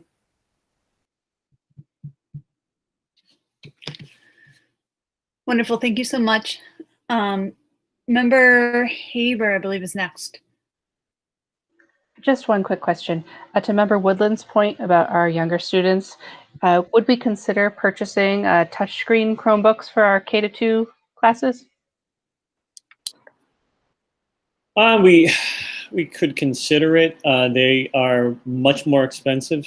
So that would, I don't know whether or not they'd be cost prohibitive. There, and Barry, you can probably address this. Right now, there's a Chromebook shortage just in general. So I do know that there are some communities that aren't going to be getting their Chromebooks until November, December. So I'm not sure. Okay, thank you, Member Haver. Member Gustafson has a hand up. My question was to come back to the wording of the amendment where we say high need students, and I believe that Christine Smith, I can't talk today. I believe, I just wanted to clarify basically what that meant, because I know there was one definition offered by one of the administrators about the specific, very specific definition as it applies to IEPs. But, and I'm fine if that's what we are going with, but I also know in our discussions, we seem to be reflecting a broader concept of high need students where, you know, it might just be students who can't access the curriculum in some way for one reason or another. There might be students with social emotional needs. There might be students, maybe they're in 504s and they're not evaluated yet, so they don't have an IEP criteria. So I just wanted to clarify that before I am voting on that, because I think our discussion to me is reflecting something a little more broad in terms of high need students than that specific definition. So I wanted to clarify that with someone. So maybe through the administration, how does the administration typically define what a high need student is? So Bob, go ahead. Folks, I think it cannot be just special ed. At the very least, it has to include ELL students as well. It absolutely has to. I mean, that's right in the guidance from DESE. Right. They're not talking about high needs. They're talking about the most vulnerable students. And that's a much broader category. That covers kids that maybe are having, as Malaya just said, having problems maybe accessing the curriculum remotely, who suddenly have emotional problems, those types of things. It has nothing to do maybe with a formal IEP, a formal 504, or an ELL designation. In terms of when we look and we try to measure student achievement, high needs is defined as 3 different categories. It's students that are in have special ed designation, students with ELL, and it's also students that are low income because they generally don't perform as well or have necessarily the same resources available as other students. So that's what it means when we're looking at sort of MCAS data. That's a high needs group. So here you have to at least include ELL in that designation of high needs. And I'd probably advocate for expanding it beyond that. So I hate doing this. Could we amend the amendment to clarify that and say perhaps most vulnerable instead of high needs? Because the high needs has a very specific connotation, as we heard in some cases, and I would hate to limit it to that. So, That's my concern. Member Gustafson, you would have to make a, well, right now the motion has been amended, so you'd be amending the motion that's on the floor. Looks like Dr. McCall has an idea. Yeah, well, if I could just interject, Malay, and again, I'm not going to tell you what to do, but they're specific about, DESE's specific about saying high needs. They're using that terminology. So this aligns with what DESE is saying. Okay. So that's fine if, as long as we have an understanding that it's not as limited as what was said earlier in our conversation. That's my concern, that that be reflected in some way. So I'm fine if that's their language. I just want to make sure we're all clear on what that means before we vote on it. So. Yep, as I mentioned, so Chris was talking about special education as a high needs model. You know, Bob just talked about the ELL, former EL, socioeconomic.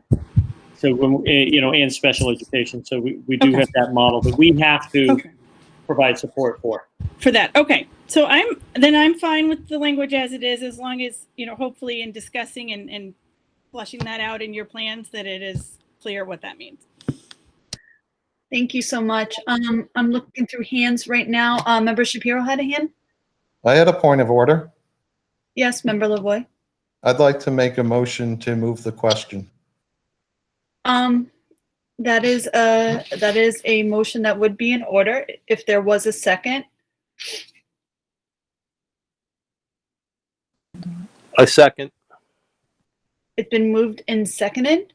Is there any discussion Oh, that's not a discussable motion. I'm sorry. We'll go through a roll call vote. Member Amos? I'm terribly sorry, but what is a motion to move the question? So that means Member Lavoy is moving to cut off discussion. There were a couple more hands raised, but he is moving the question, which means if we vote to move the question, there will be no more discussion. Understood. Amos, no. Member Ayala? Ayala, no. Member Bennett? Bennett abstain. Member Brown? Brown, yes. Member Dennis? Dennis, no. Member Gustafson? Gustafson, no. Member Haber? Haber, no. Member Haynes? Yes. Member Imber? Imber, no. Member Kirschenbaum? Kirschenbaum, yes. Member Lavoy? Lavoy, yes. Member Longbrilio? Longbrilio, no. Member Mills? Mills, yes. Member Mitchell? Mitchell, yes. Member Otmar? Otmar, yes. Member Shapiro? Shapiro, no. Member Silva? Silva, yes. Member Smith? Smith, no. Member Williamson? Williamson, no. Member Woodland? Woodland, yes. Member Young? Young, no. The chair's going to vote no. Madam Secretary, what is the count?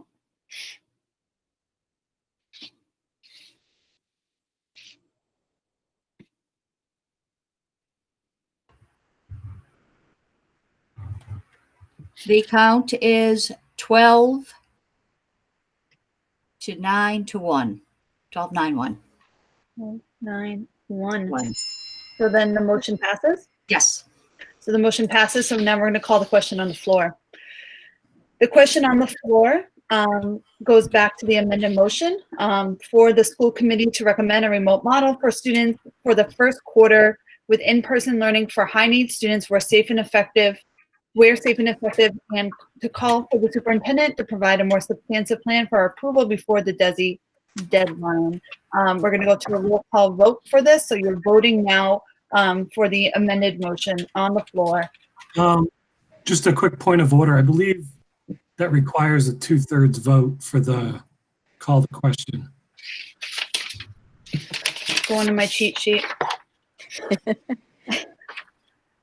Hold on. I may be wrong. Let me check.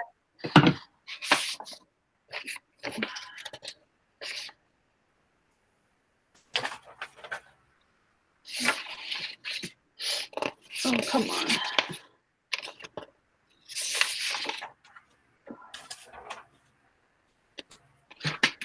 Let me check.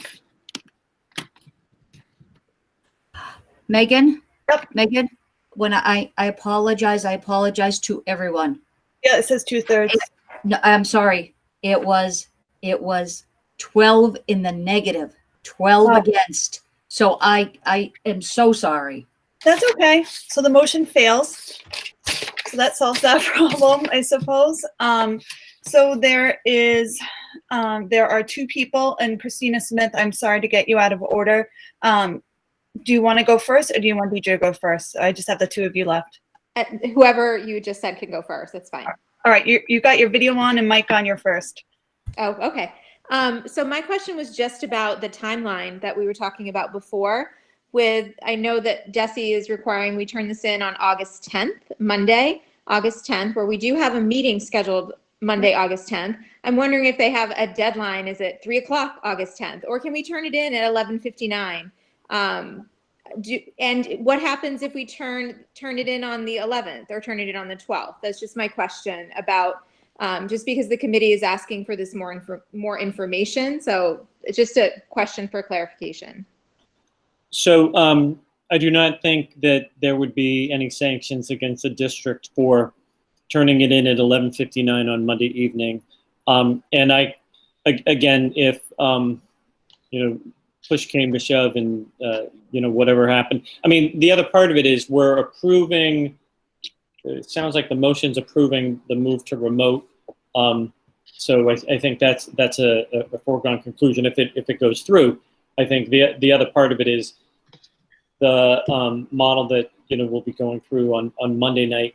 That can be part of what gets shared anyway with DESE. So Commissioner Riley said that they're looking for that time frame for this. But again, we can probably have a little flexibility if necessary. Thank you. All right, Member Shapiro, you had a hand raised?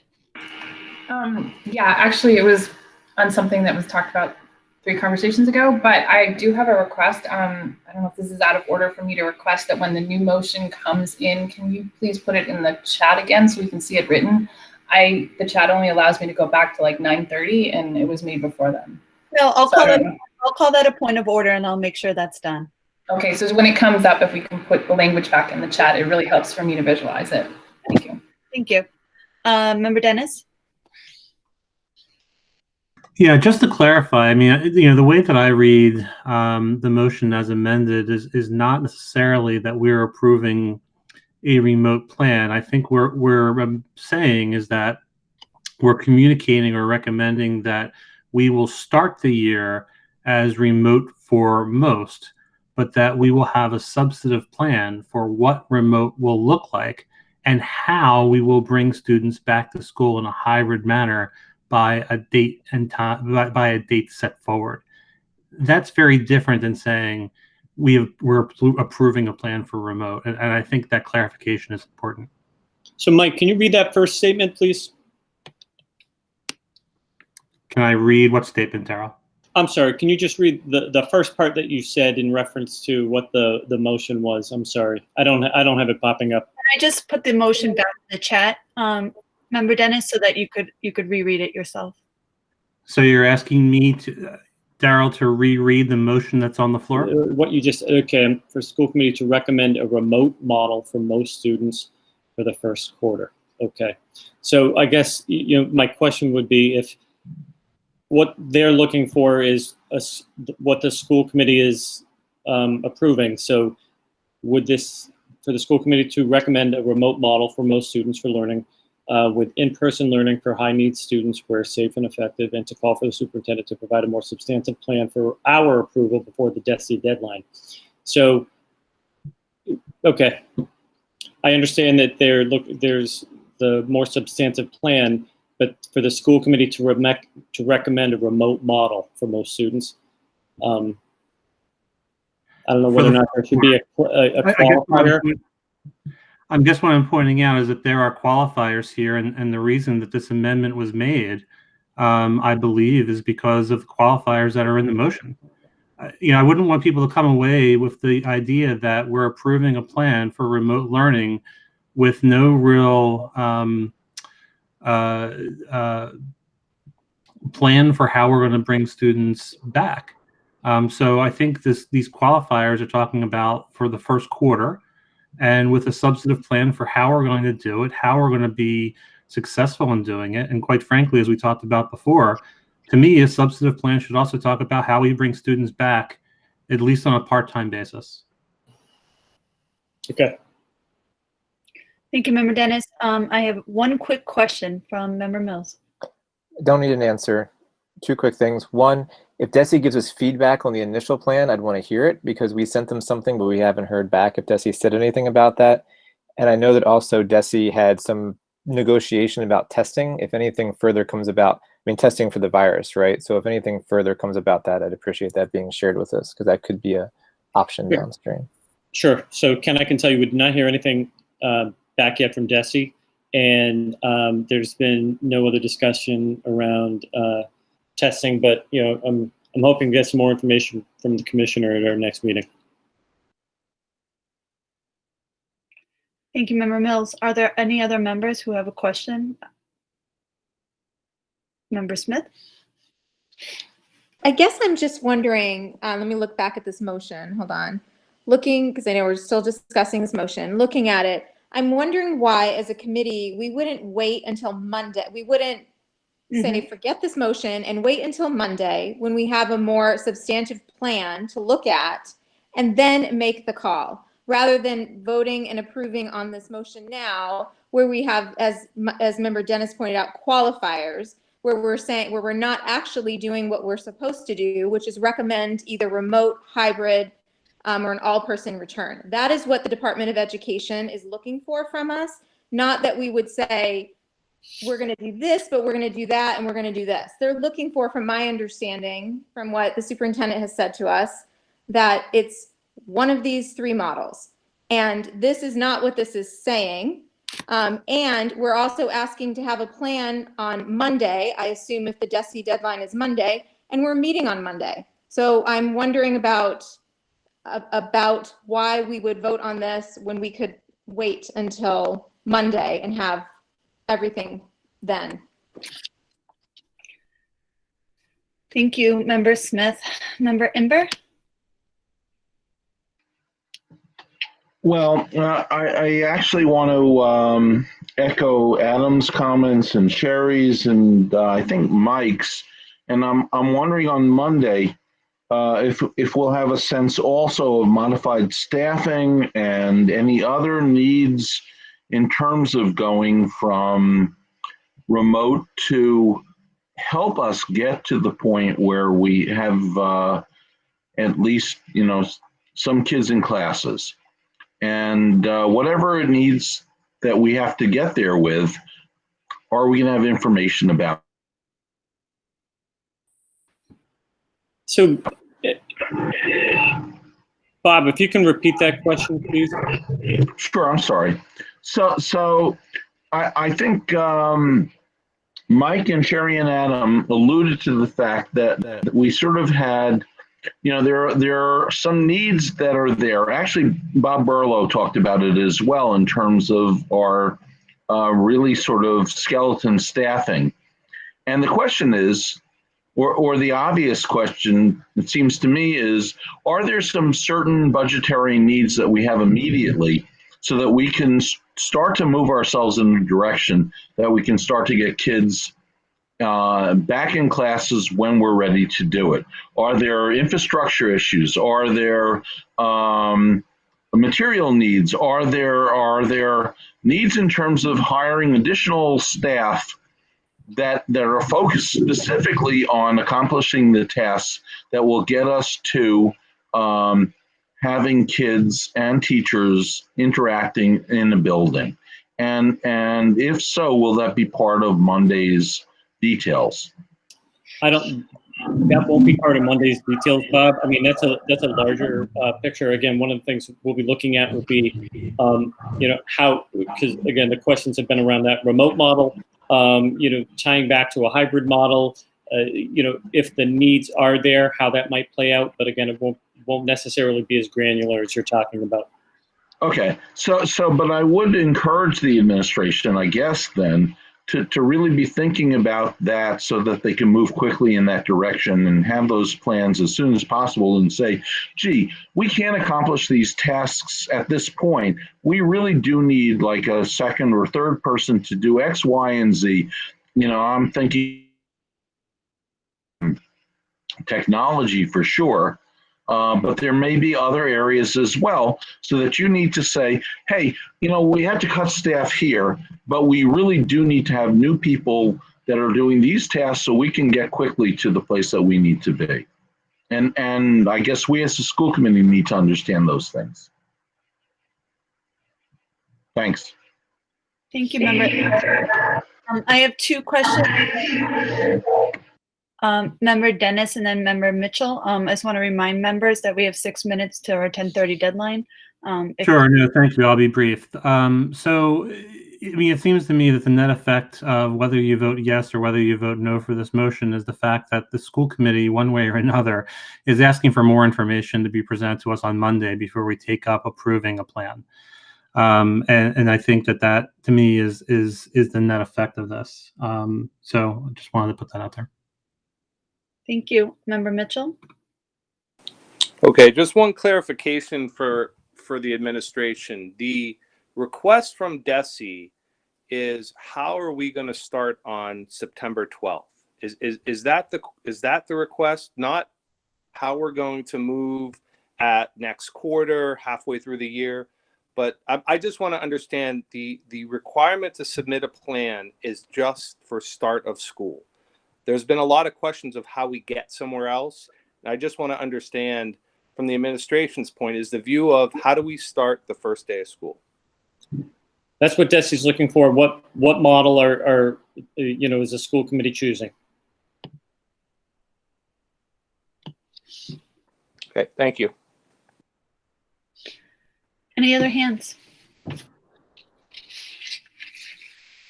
Kamichi, is that a real hand, like an actual hand, or a light adjustment? Okay.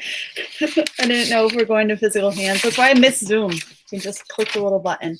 All right, guys. Any other questions? Okay. Seeing none, we're going to go to a roll call vote on the motion on the floor. Member Amos? Amos, yes. Member Ayala? Ayala, yes. Member Bennett? Bennett, yes. Member Brown? Brown, yes. Member Dennis? Dennis, yes. Member Gustafson? Gustafson, yes. Member Haber? Haber, yes. Member Haynes? Yes. Member Imber? Ember, yes. Member Kirschenbaum? Kirschenbaum, yes. Member Lavoy? Lavoy, yes.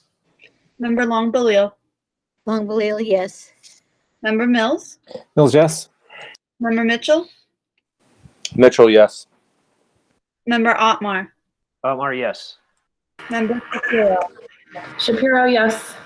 Member Silva? Silva, yes. Member Smith? Smith, yes. Member Williamson? Williamson, yes. Member Woodland? Woodland, yes. Member Young? Young, yes. And the chair votes yes, the motion passes. I would now entertain a motion to adjourn. So moved. Second. Been moved and seconded. Is there any discussion? Seeing none. Member Amos? Amos, yes. Member Ayala? Ayala, yes. Member Bennett? Bennett, yes. Member Brown? Brown, yes. Member Dennis? Dennis, yes. Member Gustafson? Gustafson, yes. Member Haber? Haber, yes. Member Haynes? Yes. Member Imber? Bob? Circle back to Bob. Member Kirschenbaum? Kirschenbaum, yes. Member Lavoy? Lavoy, yes. Member Longbelil? Longbelil, yes. Member Mills? Mills, yes. Member Mitchell? I think Ben left. Member Otmar? Otmar, yes. Member Shapiro? Shapiro, yes. Member Silva? Silva, yes. Member Smith? Smith, yes. Member Williamson? Williamson, yes. Member Woodland? Woodland, yes. Member Young? Young, yes. And the chair votes yes. I will see you guys all again on Monday evening. Thank you all so much. Appreciate it. Good meeting. Thank you. Take care. Bye, Everybody. thank you. Bye-bye. Thanks.